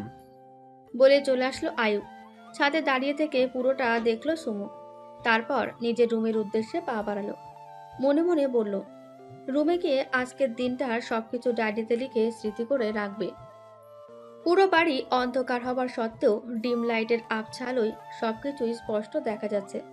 ছাদ থেকে এসে সকলের ঘুমানোর প্রস্তুতি নিয়ে ফেলেছে। সুমু রুমে এসে দেখলো সবাই অলরেডি শুয়ে পড়েছে। ও আর দেরি না করে ব্যাগের কাছে গেল ডায়েরিটা বের করতে, কিন্তু আশ্চর্যের বিষয় হলো ব্যাগে ডায়েরিটা নেই। পুরো ব্যাগ তন্ন করে খুঁজেও ডায়েরিটা পেল না। হঠাৎ মনে পড়ল তখন ইফতিয়া রুমে আসায় ডায়েরিটা লুকাতে বালিশের নিচে রেখেছিল। তারপর আর ডায়েরিটা ব্যাগে ঢুকাতে ভুলেই গিয়েছিল সুমু। ও শিট, এখন কি হবে? কি করব আমি? ডায়েরিটা তো ওই রুমে, আর ওখানে তো এখন খান সাহেব আছেন। যদি ডায়েরিটা উনি দেখে ফেলে আর খুলে পড়তে শুরু করে, না, তাইলে তো আমি লজ্জায় আর ওনার সামনে যেতেই পারবো না।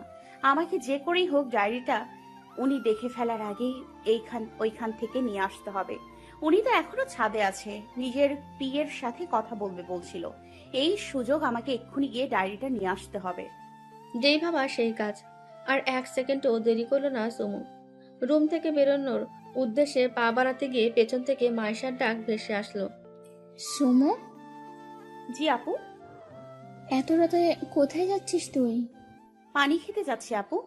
দেখো তো রুমে একটুও পানি নেই, আমি পানি খেয়ে আসি আর নিয়ে আসি। আচ্ছা, তাড়াতাড়ি এসে শুয়ে পড়িস, অনেক রাত হয়েছে। আচ্ছা আপু।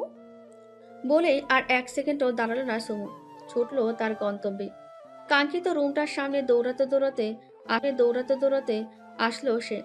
রুমের কাছে এসে পা টিপে হাঁটলো, যাতে মেঝেও শুনতে না পারে তার হাঁটার শব্দ। দরজায় হাত দিতে দেখলো দরজাটা খোলা, তার মানে মানুষটা এখনো ছাদে। তারপরও পুরোপুরি কনফার্ম হওয়ার জন্য দরজার ফাঁকা দিয়ে উকি মারল, না কেউ নেই। আর এক মিনিটও দেরি না করে চটপট রুমে ঢুকলো। মানুষটা আসার আগে ডায়েরিটা নিয়ে চলে যেতে হবে। জানালা দিয়ে চাঁদের আলোয় আর ডিম লাইটের লাল আলোয় পুরো রুম আলোকিত। বাইরে থেকে দক্ষিণা হিম শীতল হাওয়া বইছে পুরো রুম জুড়ে। পুরো রুমটায় একটা রোমাঞ্চকর ভাব ফুটে উঠেছে। আজ রুমটা এত সুন্দর কেন? আচ্ছা, এই রুমটা কি রোজ এমন সুন্দর থাকে, নাকি আজ ওই মানুষটার আগমনে রুমটা এত সুন্দর? আমি তো ছিলাম এই রুমে, কই আগে তো এত সুন্দর লাগেনি রুমটা। হঠাৎ জানালা দিয়ে আসা ঠান্ডা হিমশীতল বাতাস ছুঁয়ে গেল সুমুর দেহখানা। ঠান্ডা বাতাসের ফলে হালকা কেঁপে উঠল সুমাইয়ার ছোট্ট দেহখানা। ধ্যান ভাঙল তার। বিছানার কাছে গিয়ে বালিশটা তুলতে ডায়েরিটা দেখতে পেল সে। আলতো হেসে ডায়েরিটা হাতে দিল সুমু। হঠাৎ রুমের বাইরে থেকে কারো পায়ের আওয়াজ ভেসে আসলো সুমুর কানে। তার মানে উনি চলে আসলো। এখন আমি কি করি? কোথায় লুকাই? কোনো উপায় না পেয়ে আলমারির সাইডে গিয়ে লুকিয়ে পড়ল সুমু। তখনই দরজা খোলার শব্দ হলো। সেই সাথে বাতাসের সাথে ভেসে আসলো পারফিউমের মন মাতানো সুবাস। দরজা খোলার শব্দে চোখ মুখ খিচে বন্ধ করে ফেলল সুমু। হাত পা কাঁপছে তার। হার্টবিট অস্বাভাবিক মাত্রায় ছুটতে তার। দম আটকে আসছে। শরীর অবশ হয়ে গেছে। মনে হচ্ছে এক্ষুনি পড়ে জ্ঞান হারাবে। শেহরাজ রুমের মধ্যে ঢুকে ভেতর থেকে দরজা লক করে দিল। এতেই আরো বেশি ভয় পেয়ে গেল সুমু। এখন তো মনে হচ্ছে ভয়ের চোটে মারাই যাবে সে। শরীরের কাঁপুনি আরো বৃদ্ধি পেল। রুমের মধ্যে ঢুকে কারোর উপস্থিতি টের পেয়েও রুমের লাইট জ্বালালো না শেহরাজ। আর না খুঁজে দেখার চেষ্টা করলো সে। চুপচাপ ঠাইয়ে দাঁড়িয়ে রইল। সে চাইলো যে ঢুকেছে সে নিজের ইচ্ছায় বেরিয়ে আসুক। রুমের মধ্যে যে কেউ ঢুকেছিল এটা সে খুব ভালো করে বুঝতে পারছে। ইভেন এখনো সে এই রুমের মধ্যেই আছে। শেহরাজের এইভাবে রুমের মাঝে ঠায় দাঁড়িয়ে থাকার কারণ বুঝতে পারলো সুমু। আচ্ছা, মানুষটা কি হ্যাং হয়ে গেল? সে যা খুশি হোক, আমি এই সুযোগে পালাই। আচ্ছা, উনি আমাকে ধরতে পারলে কি থাপ্পড় মারবে? ওনার হাতের একটা থাপ্পড় আমার এই ছোট্ট নরম গালে পড়লে তো আমার একটা দাঁতও থাকবে না। না, এটা হতে দেয়া যাবে না। আমাকে পালাতেই হবে। ছোটবেলায় স্কুল কম্পিটিশনে দৌড়ের কত ফার্স্ট হয়েছি। ওই কম্পিটিশন কোনো কম্পিটিশনই ছিল না। আজকে দৌড় হবে আমার জীবনের শ্রেষ্ঠ দৌড়। আজ আমাকে জিততেই হবে। কোনো মতেই খান সাহেবের হাতে ধরা পড়লে চলবে না। যেই ভাবা সেই কাজ। ডায়েরিটা শক্ত হাতে ধরে ভোর দৌড় লাগালো সুমু। কিন্তু শেষ রক্ষা আর হলো না। শেহরাজের পুরুষালী হাতে বাধা পড়ল সে। হাত ধরে হাঁচকা টান মেরে দেওয়ালের সাথে চেপে ধরল সুমুর নরম হাত দুটোকে। ভয়ে সুমুর মরিমরি অবস্থা। চোখ মুখ খিচে বন্ধ করে রেখেছে সুমু। শেহরাজের দু হাতের মধ্যে চেপে ধরে রাখা হাত দুটো থরথর করে কাঁপছে সুমুর। পা দুটো মেঝেতে রাখার মতন শক্তি শরীরের অবশিষ্ট নেই মেয়েটার। ভয়ের কারণে হাত থেকে ডায়েরিটা পড়ে গেছে অনেক আগে। মুখের ওপর অবাধ্য চুলগুলো উড়ছে সুমুর। আলতো ফু দিয়ে চুলগুলো মুখের ওপর থেকে সরিয়ে দিল শেহরাজ। মুখের ওপর গরম হাওয়া অনুভব করতেই হালকা কেঁপে উঠল মেয়েটা। মুখের প্রতিটি স্থান নিখুঁতভাবে পরখ করেছে শেহরাজ। ভয়ের চোটে ওষ্ঠদ্বয় তিত্তির করে কাঁপছে মেয়েটার। শেহরাজ মনে মনে ভাবল, এতটা নেশারও লাগছে কেন ওই ওষ্ঠদয়? আমাকে এইভাবে আফিমের মতো টানছে কেন? একটু কি ছুঁয়ে দিব? সুমুর এমন অগোছালো অবস্থা দেখে পুরুষত্ব জেগে উঠল শেহরাজের। ইচ্ছে করলো ওই কাঁপতে থাকা গোলাপি ওষ্ঠদয় নিজের আয়ত্তে নিতে। রক্তের মতন রক্তিম করে দিতে ইচ্ছে করলো ওই পাতলা ওষ্ঠদয়। রক্তের মতন রক্তিম করে দিলে ঠিক কেমন দেখতে হবে ওই ওষ্ঠদয়? আরো বেশি নেশারও লাগবে। খুব দেখতে ইচ্ছে করছে। আচ্ছা, এমনটা করলে কি মেয়েটা রাগ করবে? নাকি লজ্জায় কুকড়ে গিয়ে ছুটে পালাবে নিজেকে লুকানোর জন্য? নিজের এইসব বাজে চিন্তাকে মনের মধ্যে চেপে রেখে মুখে রাগ ফুটিয়ে বলল, লুক এট মি। শেহরাজের কথায় কোনো ভাবান্তর হলো না সুমুর। মনে মনে বলল, থাপ্পড় ফরজ আজ আমার জন্য। সরি আমার নিষ্পাপ দাঁতেরা। তোদের মালিক তোদের বাঁচাতে পারলো না। তোরা আমাকে ক্ষমা করে দিস। ওপারে ভালো থাকিস তোরা। আমি তোদের খাবার সময় অনেক মিস করব। সুমুকে তাকাতে না দেখে ধমকের সুরে বলল, I said look at me. ভয়ের চোটে এবার হয়তো কেঁদে দেবে মেয়েটা। ধীরে ধীরে চোখ মেলে তাকালো সুমু। চোখের সামনে সেই সুদর্শন পুরুষ। সুঠাম দেহ, হালকা ঝাঁকড়ানো বড় বড় চুল, গোলাপি পাতলা চিকন ঠোঁট, লম্বা সরু নাক। কি মায়াবী এই মুখ! আল্লাহ কতটা ধৈর্য নিয়ে বানিয়েছে মানুষটাকে। চাঁদের আলোয় কি নিদারুণ সুন্দর লাগছে তাকে। কি দারুণ, তাই না?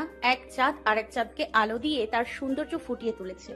কিন্তু ওই চাঁদে খুঁত আছে আর আমার সামনে দাঁড়িয়ে থাকা একদম নিখুঁত চাঁদ। একটা মানুষ এত সুন্দর কিভাবে হতে পারে? আচ্ছা, পুরুষ মানুষের কি এত সুন্দর হতে আছে? একদমই না। একদমই না। শেহরাজের চোখের ওপর পড়ে উঠতে থাকা চুলগুলোকে দেখে বড্ড হিংসে হচ্ছে সুমুর। ইচ্ছে করছে ছুঁয়ে দিতে, কিন্তু সেই অধিকার কি সুমুর আছে? না, একদমই নেই। রাখলেও কতটা সুন্দর লাগে মানুষটাকে। শেহরাজের ডাকে ধ্যান ভাঙল সুমুর। সাথে সাথে অবাধ্য চোখ দুটো নামিয়ে ফেলল মেয়েটা। হ্যালো হাঁপানি লেডি, হু আর ইউ? নিজের নামে এমন অদ্ভুত সম্বোধন শুনে মাথা তুলে তাকালো সুমু। মনে মনে বলল, হাঁপানি লেডি মানে? আমাকে কি ওনার হাঁপানি রোগীর মতো মনে হয়? ওনার ভয়ে তো হাত পা কাঁপছে আমার। আর উনি আমাকে হাঁপানি রোগী বললো, দোষটা তো ওনার জন্যই তো এমন হচ্ছে আমার। আর আমিও দুনিয়ার কাউকে ভয় পাই না, সেখানেই ওনাকে এত ভয় পাই কেন? এই মেয়ে বারবার কোথায় হারিয়ে যাও তুমি? হাঁপানির সাথে সাথে হারিয়ে যাওয়া রোগ আগে নাকি তোমার? কথা বলছো না কেন? হু আর ইউ? আমতা আমতা সুরে সুমু বলল, আমি সুমু। Why and whose permission did you enter this room? This house may be yours, but now that I am allowed to stay in this room, it is now my private space. You don't know. If you want to enter someone's room, you have to get permission from the owner of that room. Although the house is yours, I currently own this room. Then why did you enter this room without my permission? Answer me.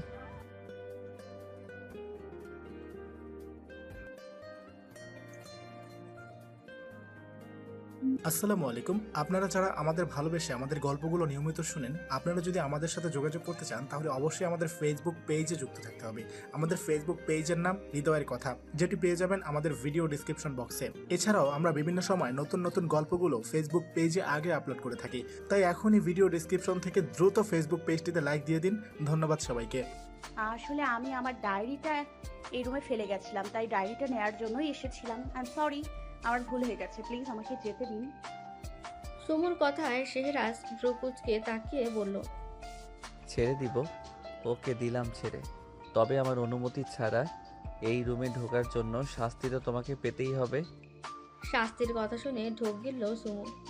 আমতা আমতা করে বলল, কি শাস্তি দেবেন? সুমুর এমন ভয় পাওয়া মুখটা দেখে খুব হাসি পেল শেহরাজের। গম্ভীর সুরে বলল, সেটা সময় হলে দিব। আর হ্যাঁ, তোমার গানের কণ্ঠ অনেক সুন্দর, তখন অনেক ভালো গেয়েছো। শেহরাজের মুখ থেকে নিজের সম্পর্কের প্রশংসা শুনে লজ্জা পেয়ে গেল সুমু। সাথে অবাকও হলো ভীষণ, আর ভাবলো তখন কেন বলল না সবার সামনে। অবশ্য উনি যা মুডি মানুষ, সকলের সামনে না বলাটাই স্বাভাবিক। মুখে বলল, তাহলে এখন আমি যাই? ওকে, যাও। আর এক সেকেন্ডও দাঁড়ালো না সুমু। দরজা খুলে ছুটে পালালো সে। ওর এইভাবে যাওয়ার পানে তাকিয়ে মুচকি হাসলো শেহরাজ। তখনই আয়ুব রুমে ঢুকলো।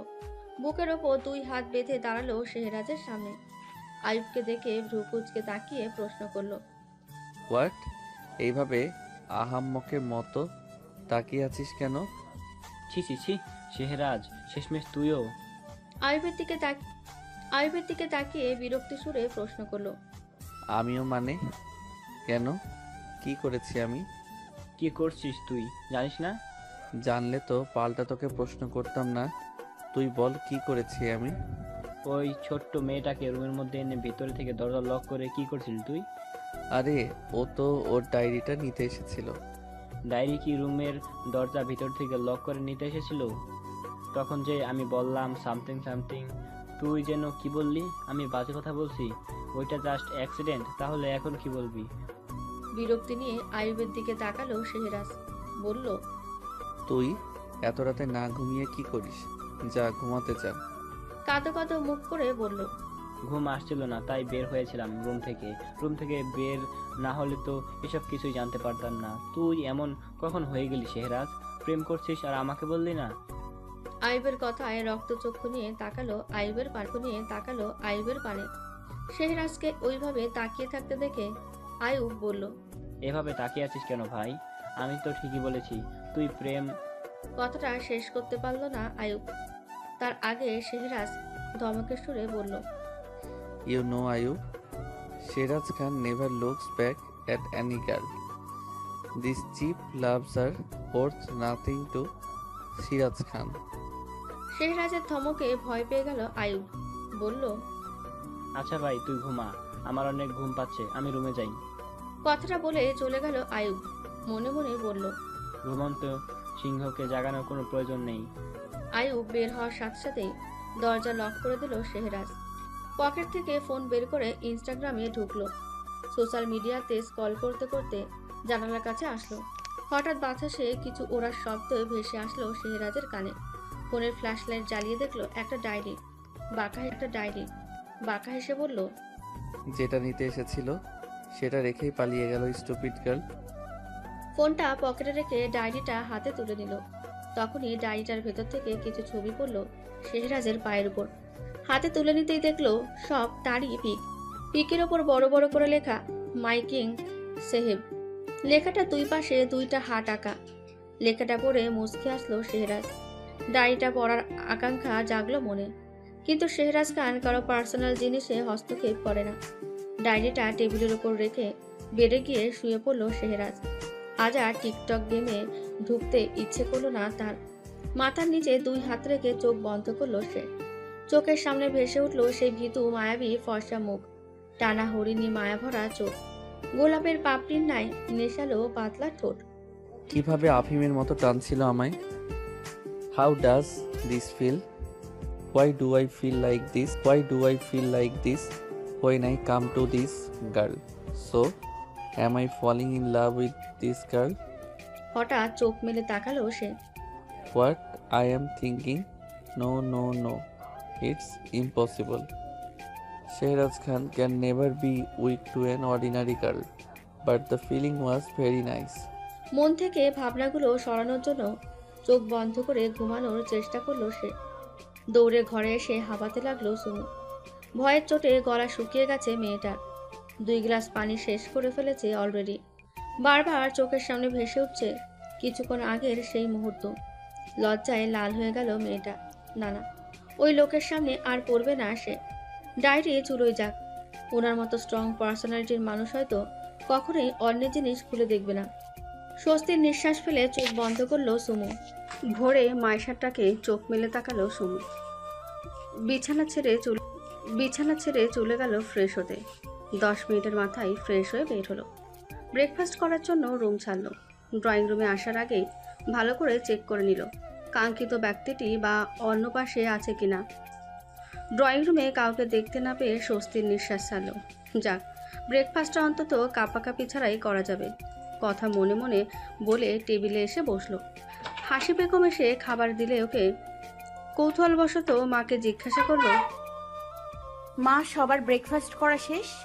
হাসি বেগম মেয়ের মুখের দিকে এক পলক তাকিয়ে বললেন, হ্যাঁ, প্রায় সকালে শেষ। শুধু রাহিন আর ওর ফ্রেন্ডরা এখনো করেনি। মাত্রই মুখে খাবার তুলছিল সমু। কথাটা শুনেই মায়ের দিকে ভ্রু কুচু করে তাকালো সমু। মনে মনে বলল, এত আস্তে আস্তে খেলে চলবে না। ওনারা কেউ এখনো ব্রেকফাস্ট করেনি। যে কোনো সময় নিচে নামতে পারে। আমাকে তাড়াতাড়ি খেয়ে পালাতে হবে। কথাটা মনে মনে বলে গপ গপ করে তাড়াতাড়ি খেতে শুরু করলো সুমু। ইস, খিচুড়িটা কি ইয়ামি হয়েছে, কিন্তু এখন এই স্বাদ অনুভব করতে করতে খাওয়ার টাইম নেই হাতে। সুমুর এমন বেপরোয়াভাবে খাওয়া দেখে হাসি বেগম বললেন, কি করছিস কি? আস্তে আস্তে খা, খাবার তো কোথাও পালিয়ে যাচ্ছে না। আমার অনেক খিদে পেয়েছে আম্মু, তাই এইভাবে তাড়াতাড়ি খাচ্ছি। মেয়ের কথায় মুচকি হাসলেন হাসি বেগম। রান্নাঘরের দিকে পা বাড়াতে গিয়ে দেখলো সিঁড়ি দিয়ে রাহিন আর ওর ফ্রেন্ডরা নামছেন। মায়ের দিকে তাকিয়ে সালাদ গাইতে গিয়ে দেখলো হাসি বেগম এক দৃষ্টিতে তাকিয়ে আছে সিঁড়ির দিকে। মায়ের দৃষ্টি লক্ষ্য করে সুমুও তাকালো সিঁড়ির দিকে। তখনই সুমু বেশম খেলো। ঝটপট হাসি বেগম পানির গ্লাস এগিয়ে দিলেন মেয়ের দিকে। পানিটা খেয়ে দম ছাড়লো সুমু। ততক্ষণে শেহরাজের সব বন্ধুরা চেয়ারে বসে পড়েছে। শুধু সুমুর বাম সাইডের একটা চেয়ার ফাঁকা আছে। কোনো দ্বিধা ছাড়াই চেয়ারটা টেনে বসলো শেহরাজ। শেহরাজকে বসতে দেখে সুমু নিজের 2 পা মেঝের সাথে চেপে ধরে রাখলো। টেবিল থেকে বাঁ হাতটা নামিয়ে নিজের কোলের ওপর রাখলো। মনে মনে বলল, যাক, এবার আর কেউ আমার কাঁপাকাঁপি দেখতে পারবে না। ডান পাশ থেকে আয়ুব বলল, good morning cutie. Good morning ভাইয়া। হাসি বেগম সকলকে খাবার সার্ভ করলো। সকলকে খিচুড়ি দিয়ে ডিম ভাজা দিল আর শেহরাজকে স্যান্ডউইচ সাথে ফ্রুট জুস দিল। আনোয়ার সাহেব কাল রাতে সকলকে জিজ্ঞাসা করে রেখেছিল কে কেমন খাবার খায়। সে অনুযায়ী সব ব্যবস্থা করেছে বাড়ির কিন্নিরা। সুমুর কাঁপাকাঁপি খুব ভালো করেই বুঝতে পারছে শেহরাজ, কিন্তু মুখ ফুটে কিছু বলল না, চুপচাপ খেতে লাগলো।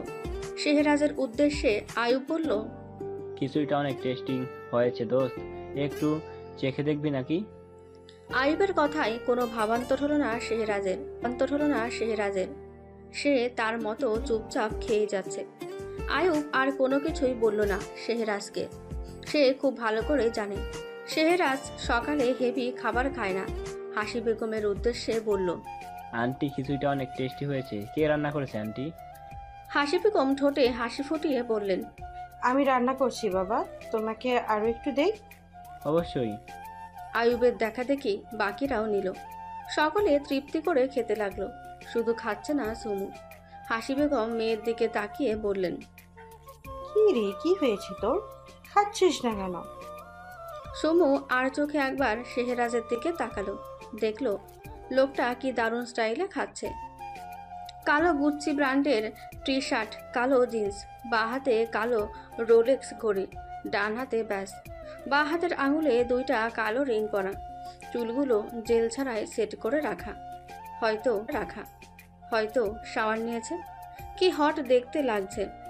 সকাল সকাল এমন হার্টফেল করা লুক নিয়ে ঘুরলে তো যে কোনো মেয়ে ক্রাশ খেতে খেতে হার্টফেল করবে। চোখ বন্ধ করে ঢোক গিলল সুমু। মায়ের দিকে তাকিয়ে বলল, আমার আর খেতে ইচ্ছে করছে না মা, পেট ভরে গেছে। তুই না মাত্র বললি তোর অনেক খিদে পেয়েছে? এই তোর অনেক খিদের নমুনা। তখন পেয়েছিল, এখন আর নেই খিদে। কথাটা বলেই উঠে যাচ্ছিল সুমু। সিঁড়ির কাছে আসতেই পিছন থেকে কিছু কথা ভেসে আসলো তার কানে। শেহরাজ বলল, আন্টি আমার হয়ে গেছে, আমি উঠছি। আর আপনি কিছু মনে না করলে একটা জিনিস চাইবো। হাসি বেগম শেহরাজের দিকে তাকিয়ে মৃদু হেসে বললেন, এভাবে বলছো কেন বাবা? আমি তো তোমার মায়ের মতো, বলো কি লাগবে? শেহরাজ কোনো অস্বস্তি ছাড়াই বলল, আমি রুমে বসে অফিসের কিছু কাজ করব আন্টি, তো এক কাপ ব্ল্যাক কফি হলে ভালো হতো। হাসি বেগম মৃদু হেসে বললেন, তুমি রুমে যাও বাবা, আমি কফি পাঠাচ্ছি। শেহরাজ টেবিল ছেড়ে উঠল। সুমুর পাশ দিয়ে হনহনিয়ে রুমে চলে গেল। সুমু এক ধ্যানে তাকিয়ে আছে তার যাওয়ার পানে। মায়ের ডাকে সম্মতি ফেরে তার। সুমু, এদিকে তো মা। আসছি মা। রান্নাঘরে ঢুকতেই হাসি বেগম আদেশের সুরে বললেন, আমি কফি করে দিচ্ছি, ছেলেটাকে গিয়ে দিয়ে মা। মায়ের কথা শুনে ভয় পেয়ে গেল সুমু। এখন তাকে ওই মানুষটার সামনে যেতে হবে, যাকে দেখলেই হাত পা কাঁপে সুমুর। নিঃশ্বাস আটকে আসে, হার্টবিট অস্বাভাবিক মাত্রায় বেড়ে যায়। আর কাল রাতে তো না, আর ভাবতে চায় না সুমু। কিন্তু এখন মাকে কিভাবে বলবে যে সে ওই রুমে যেতে চায় না? মা তো তাকে প্রশ্ন করবে, তখন সুমু কি উত্তর দেবে? কথাগুলো মনে মনেই বলে কফি নিয়ে চলল কাঙ্ক্ষিত রুমটির উদ্দেশ্যে। ওই মানুষটার সামনে গেলে নিজের হাত পা, হার্টবিট, চোখ সবকিছুই কেমন অবাধ্য হয়ে যায়। নিজেদের মর্জি মতন চলতে শুরু করে। শরীরের ওই অঙ্গ প্রত্যঙ্গগুলোকে বকতে বকতে চলে আসলো কাঙ্ক্ষিত রুমটার সামনে। ঠিক তখনই শুরু হলো হাত পা কাঁপা। বুকের মধ্যে হার্টবিটে বেড়ে যাওয়ার শব্দ স্পষ্ট শোনা যাচ্ছে। সব কিছুকে উপেক্ষা করে দরজার ফাঁকা দিয়ে ভেতরটা দেখার চেষ্টা করলো। কিছু দেখতে না পেয়ে হাত ওঠাচ্ছিল নক করার জন্য, তখনই ভেতর থেকে মৃদু সুরে ভেসে আসলো, রুমের ডোর খোলাই আছে, ভেতরে আসতে পারো। কথাটা শুনেই হতভম্ব হয়ে গেল সুমু। মনে মনে বলল, উনি বুঝলো কি করে আমি দরজার বাইরে দাঁড়িয়ে আছি? সব দিকে নজর থাকে মানুষটার। নিজেকে কোনো মতে সামলে দরজা ঠেলে ভেতরে ঢুকলো সুমু।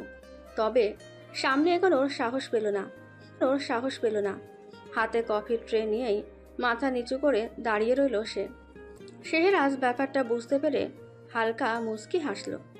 মেয়েটা এত ভয় পায় তাকে, আর মেয়েটাকে আরও বেশি ভয় দিতে শেহরাজের ভালোই লাগে। হাসিটা গিলে গম্ভীর সুরে বলল, কফিটা ঠান্ডা হয়ে গেলে এবার কিন্তু তোমাকেই করে আনতে হবে। কথাটা শুনে সুমু মাথা তুলে তাকালো। এক পলক তার খান সাহেবকে দেখে নিল, যে এখন ল্যাপটপের সামনে বসে কিছু একটা করছে। নিজের অবাধ্য চোখ দুটোকে টেনে নামিয়ে নিয়ে কফিটা নিয়ে টেবিলের ওপর রাখল। শেহরাজ কফিটা হাতে তুলে নিল, একটা চুমুক বসালো। শেহরাজকে কফিতে চুমুক বসাতে দেখে চলে আসছিল সুমু, কিন্তু আবারও ফিরে এলো। শেহরাজ ল্যাপটপে দৃষ্টি রেখে মুখে বলল, কিছু বলবে? সুমু নরম সুরে উত্তর দিল, হুম। শেহরাজ আর কিছুই বলল না। সুমুর কথা শোনার অপেক্ষায় রইল। হালকা ঢোক গিলে সুমু বলল, আমার ডায়েরিটা আমি ফেলে গিয়েছিলাম, ওইটা কোথায়? না। ল্যাপটপে চোখ রেখেই শেহরাজ উত্তর দিল, তোমার ডায়েরির কোথায় আমি কিভাবে বলবো? মাথা তুলে তাকালো সুমু, মুখ ফুটে বলল, আসলে কাল রাতে। কথাটা শেষ করতে পারল না সুমু, তার আগেই শেহরাজ বলল, কাল রাতে কি? লজ্জায় গাল লাল হয়ে গেল সুমুর। দৌড়ে বাইরে চলে যাবার জন্য পা বাড়াচ্ছিল সে, তখনই শেহরাজ বলে উঠল, খান সাহেবের প্রতি তো তুমি ভীষণ রকমের অবসেসড, তাহলে এত ভয় পাও কেন? কথাটা শুনে পা জোড়া থমকে গেল সুমুর, চোখ দুটো বড় হয়ে গেল মেয়েটার। তার মানে কি উনি আমার ডায়েরিটা পড়েছে আর ভেতরের ছবিগুলোও দেখেছে? মনের সব ভয়কে বৃথা সরানোর চেষ্টা করে দূরে দাঁড়ালো সুমু। কোমরে দুই হাত রেখে রাগ দেখানোর চেষ্টা করে বলল, আপনি আমার ডায়েরিটা পড়েছেন কেন? সুমুর কোমরে হাত রাখা থেকে শেহরাজের বড্ড হাসি পাচ্ছে। মনে হচ্ছে সে বউ, আর এখন সে তার বরের কাছে কোমরের হাত রেখে কৈফিয়ত চাইছে।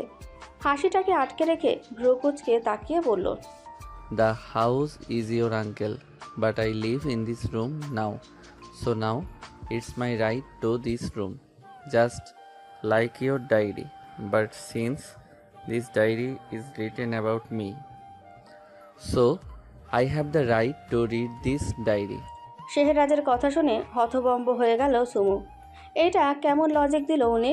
মুখ ফুটে বলল, এটা কেমন লজিক দিলেন আপনি? ডায়েরির মধ্যে আপনাকে নিয়ে লিখেছি বলে আপনি অন্যের পার্সোনাল ডায়েরি পড়বেন? অবশ্যই, আমি তো বললাম আমাকে নিয়ে লেখা যেহেতু, তাই আমার পড়ার অধিকার আছে। আর শুধু ডায়েরি কেন, আমার তো মনে হচ্ছে ডায়েরির মালিকের উপরও আমার অধিকার আছে। আশ্চর্যের সপ্তম সীমানায় চলে গেল সুমু। উনি কি বলেন? এটা আমার উপর অধিকার আছে ওনার?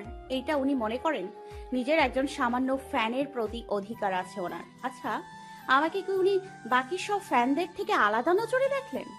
না না না, ওনার এইসব কথার কোনো অন্য মানে ভাবিস না সুমু, চাঁদ দূর থেকেই সুন্দর। কথাটা মনে মনে বলে মুখে বলল, ডায়েরি তো আপনি অল্প হলেও পড়েছেন, তাহলে এইবার আমাকে ডায়েরিটা ফিরিয়ে দিন। কথাগুলো বলতে বলতে রুমের সবকিছু ভালো করে পর্যবেক্ষণ করলো সুমু। ডায়েরিটা তোমাকে ফেরত দেব, তবে কাল বলেছিলাম না তোমাকে শাস্তি পেতে হবে। চোখ নামিয়ে কাচুমাচু হয়ে দাঁড়ালো সুমু। আমতা আমতা করে বলল, জি বলেন, কি শাস্তি দিতে চান? চেয়ার ছেড়ে উঠে দাঁড়ালো শেহরাজ। আস্তে আস্তে এগিয়ে আসতে লাগলো সুমুর দিকে। শেহরাজকে এইভাবে এগিয়ে আসতে দেখে পেছোতে লাগলো সুমু। পেছোতে দেওয়ালের সাথে পিঠ ঠেকে গেল সুমু। হাত দিয়ে দুপাশের জামা খিঁচে ধরে রাখলো সুমু। হার্টবিট অস্বাভাবিক মাত্রায় বেড়ে গেল। শেহরাজের দুই পুরুষালী হাতের মাঝে বাধা পড়ল মেয়েটা। দুই হাত দেওয়ালের ওপর রেখে এক দৃষ্টিতে তাকিয়ে দেখতে থাকলো মেয়েটার ভীতু মায়াবী মুখখানা। স্পষ্ট শুনতে পাচ্ছে সুমুর হার্টবিটের স্পন্দন। আস্তে আস্তে মুখ নামিয়ে নিল সুমুর কানের কাছে।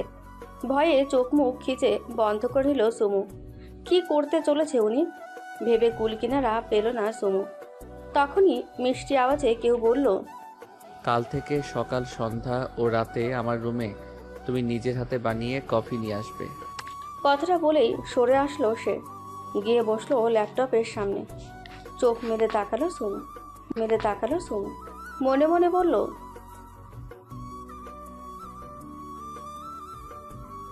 হঠাৎ শেহরাজের ডাকে ধ্যান ভাঙল তার। শুনো মেয়ে, আমার সব ফ্যান ফলোয়াররা জানে আমি কফি না চা বেশি পছন্দ করি, কিন্তু কাজের সময় আমি কড়া ব্ল্যাক কফি খাই। কাল থেকে এইগুলোর দায়িত্ব তোমার। তুমি যেহেতু আমার ফ্যান, অবশ্যই তোমার কাছে আমার সব আইডি আছে। আমার ইনস্টা আইডিতে তুমি আমাকে টেক্সট করে রাখো। আমার যখন চা কফির প্রয়োজন পড়বে আমি তোমাকে আইডিতে জানাবো। এখন যাও। সোমু আর দেরি না করে চলে গেল। শেহরাজ টেবিল থেকে ফোনটা হাতে তুলে নিয়ে ইনস্টাগ্রামে ঢুকলো। ইনবক্সে গিয়ে ফ্রেন্ডস গ্রুপে টেক্সট দিল। 5 মিনিটের মধ্যেই সব ফ্রেন্ডরা এসে হাজির হলো ওর রুমে। শেহরাজ রাহিনের উদ্দেশ্যে বলল, রাতে বাইক রাইডে বের হব রাহিন, তুই কি বাইকের ব্যবস্থা করতে পারবি? রাহিন উৎসাহ সুরে বলল, অবশ্যই, আমি এখনই বাইকের ব্যবস্থা করছি।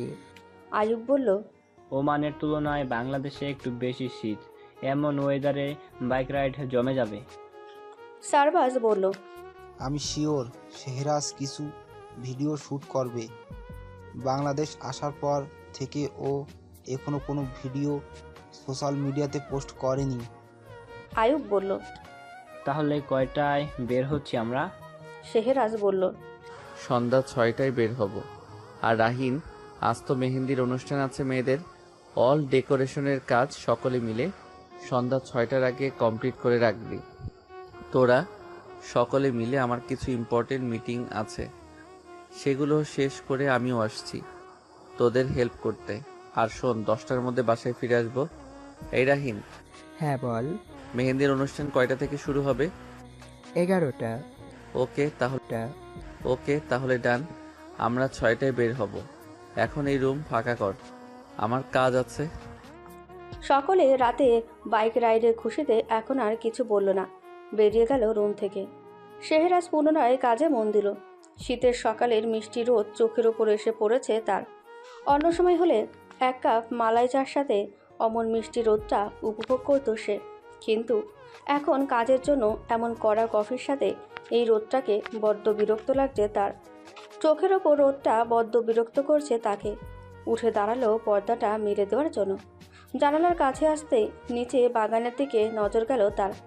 হৃদয়ে ব্যাকুলতা সৃষ্টি করা মানবীটি বাগানের হাজারো ফুলের মাঝে দাঁড়িয়ে সকলের সাথে প্রাণ খুলে হাসছে। এই মায়াবী মুখটাতে এখন ভয়ের চিহ্নটুকু নেই। গোলাপি পাতলা ঠোঁটে এক চিলটে হাসি নিয়ে মুগ্ধ হয়ে অপলক তাকিয়ে থাকলো শেহরাজ। হঠাৎ ফোনে কল আসাতে ধ্যান ভাঙল তার। একরাশ বিরক্তি ফুটে উঠল মুখমণ্ডলে। পকেট থেকে ফোনটা বের করে পর্দাটা মেলে দিল সে। ফোনে কথা বলতে বলতে আবারও ল্যাপটপের সামনে গিয়ে বসলো সে। ভিডিও কনফারেন্সে তাকে পাওয়া যাচ্ছিল না বলে স্যান্ডি তাকে কল করেছে কনফারেন্সে আসার জন্য। পুরো বাড়ি কৃত্রিম আলোয় আলোকিত। আনোয়ার সাহেব নিজের বড় মেয়ের বিয়েতে কোনো কমতি রাখবেন না বলেছেন, তাই পুরো বাড়ি সাধারণভাবে ডেকোরেট করা হয়েছে। অবশ্য এই সব ডেকোরেশনের দায়িত্ব নিয়েছিল রাহিন আর তার বন্ধুরা। এইদিকে সব কাজ নিখুঁতভাবে পালন করে তারপর সকলে বেরিয়েছে বাইক রাইডে। আনোয়ার সাহেব অবশ্য বারণ করেছিলেন, কিন্তু রাহিন বলেছে কিছু ভিডিও শ্যুট করবে আর অনুষ্ঠান শুরু হবার আগেই ফিরে আসবে, তাই তিনি আর অমত করেননি। সকলে যার যার মতন ব্যস্ত। নাচ গান হবে বলে বাড়ির মেয়েরা নাচ গানের রিহার্সাল করেছে। পুরুষরা বাহিরে রাতের খাবারে কি কি রান্না করা হবে সেদিকটা দেখছে। হাসি বেগম, খুশি বেগম ও মিনা বেগম রান্নাঘরে সকলের জন্য নাস্তা বানাচ্ছে। আশাবানু লাঠি ভর দিয়ে নাতনির রুমে এলেন, গিয়ে বসলেন নাতনির পাশে। নাতনির মাথায় হাত বুলিয়ে দিলেন। মাইশা দাদির আদরে ছোঁয়া পেয়ে শুয়ে পড়ল দাদির কোলে। আশাবানু বললেন, কি হয়েছে বোন, মন খারাপ? মাইশার চোখ ছলছল করছে, কান্না জড়ানো গলায় বলল, আর তো মাত্র একটা দিন দাদি, তারপর তো আমি চলে যাব তোমাদের সবাইকে ছেড়ে।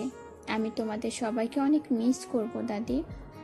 আশাবানু মুখে হাসি নিয়ে বললেন, এটাই প্রকৃতির নিয়ম বোন, মেয়েদের জন্মই হয় পরের বাড়ি যাওয়ার জন্য।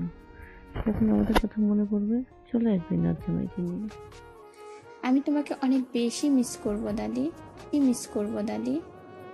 আশাবানু আলতো হেসে বললেন, স্বামী পেলে এই বুড়িটাকে আর মনে থাকবে না বোন। মনে থাকবে দাদি, তোমাদের কাউকে আমি ভুলবো না। নাতনির কথা শুনে আলতো হাসলেন আশাবানু। নাতনির মাথায় আরও কিছুক্ষণ হাত বুলিয়ে দিয়ে চলে গেলেন তিনি। বাড়ি ভর্তি মানুষের আনাগোনা। আজ অনেক আত্মীয়রা এসেছে।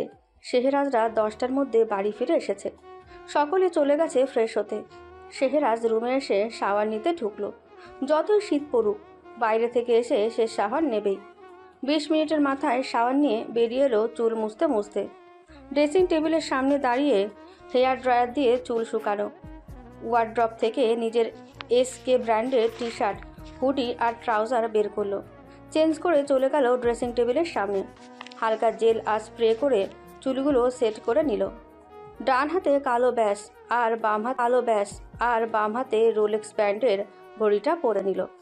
বাম হাতের বুড়ো আর মধ্যম আঙুলে 2টা কালো রিং পরে নিল।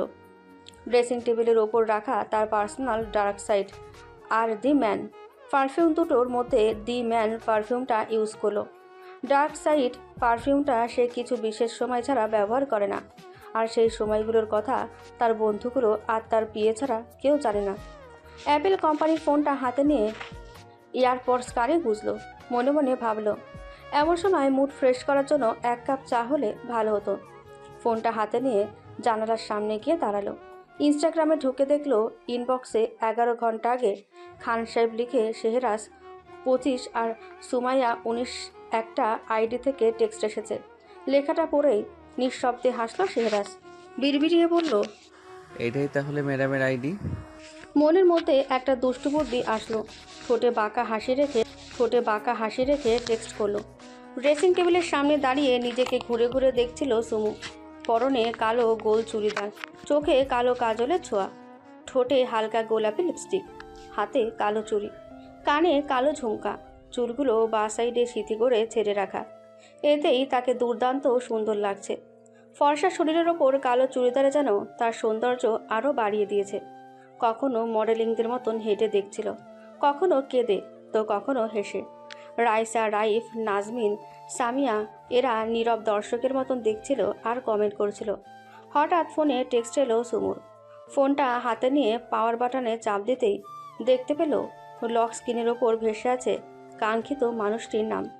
ঝটপট ফোনটা আনলক করে ইনবক্সে ঢুকলো সুমু।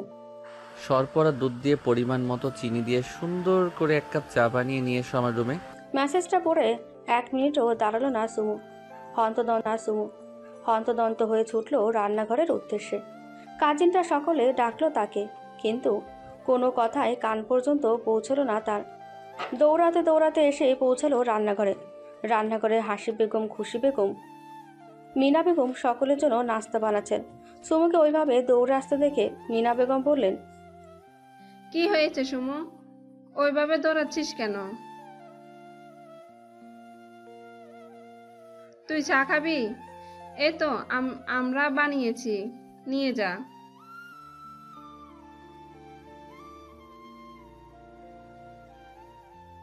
হাসি বেগম মেয়ের কথা শুনে বললেন, বেশি পেকেছিস তুই?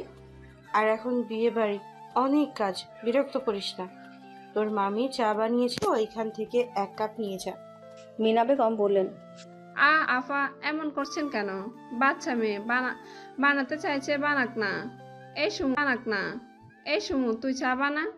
সুমু খুশি হয়ে মনে মনে মামির প্রতি অনেক কৃতজ্ঞতা প্রকাশ করলো।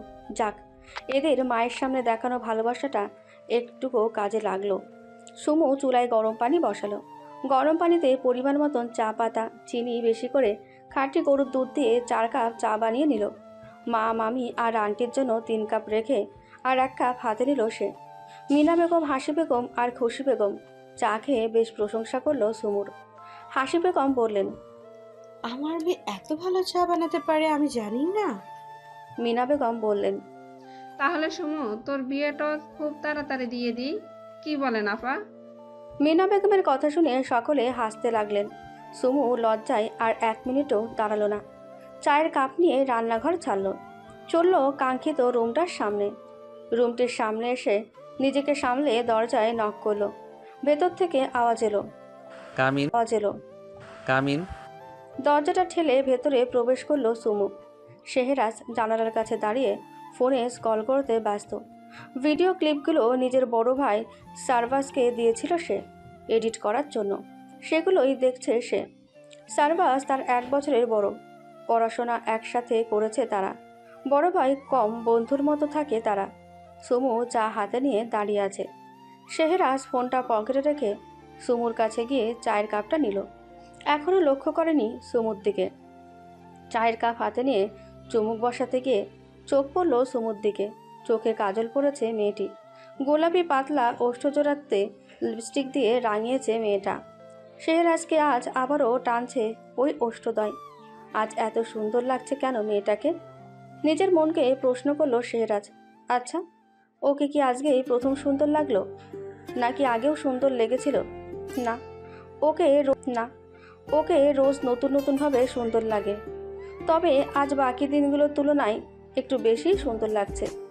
শেহরাজের ইচ্ছে করলো দুষ্টু ছোঁয়া দিয়ে পুরো সাজ নষ্ট করে দিতে, একদম এলোমেলো করে দিতে ইচ্ছে করলো মেয়েটাকে। উফ, এই মেয়েটা তো অলরেডি আমাকে আহত করে ফেলেছে।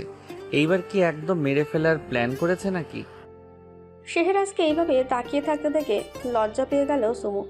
সুমুর লজ্জা পাওয়া মুখটা দেখে মুচকি হাসলো শেহরাজ, কিন্তু সে হাসি বেশিক্ষণ টিকলো না তার। হঠাৎ মস্তিষ্কের মধ্যে রাগ হানা দিল তার। মুহূর্তের মধ্যেই মুখ থেকে হাসিটা সরে রাগ চলে আসলো পুরো মুখমণ্ডল জুড়ে। মুহূর্তেই রাগী সুরে বলল, এই মেয়ে, এইভাবে সেজে গুজে আমার রুমে এসেছো কেন? শেহরাজের এমন রাগী কণ্ঠস্বর শুনে সুমু কেঁপে উঠল। ভয়ের চোটে কথা বলতে পারছে না সে। শেহরাজ আবারও বলল, এইভাবে সেজে গুজে আমাকে সিরিয়াস করতে চাও তাই না? তুমি ভাবলে কি করে তোমার এইসবে আমি তোমার প্রেমে পড়ে যাব? আমাকে আকৃষ্ট করতে পারবে তুমি? 2 দিন ভালো করে কথা বলেছি বলে এত দূর চলে গেছো? সুমু ছলছল নয়নে তাকালো শেহরাজের পানে, বলল,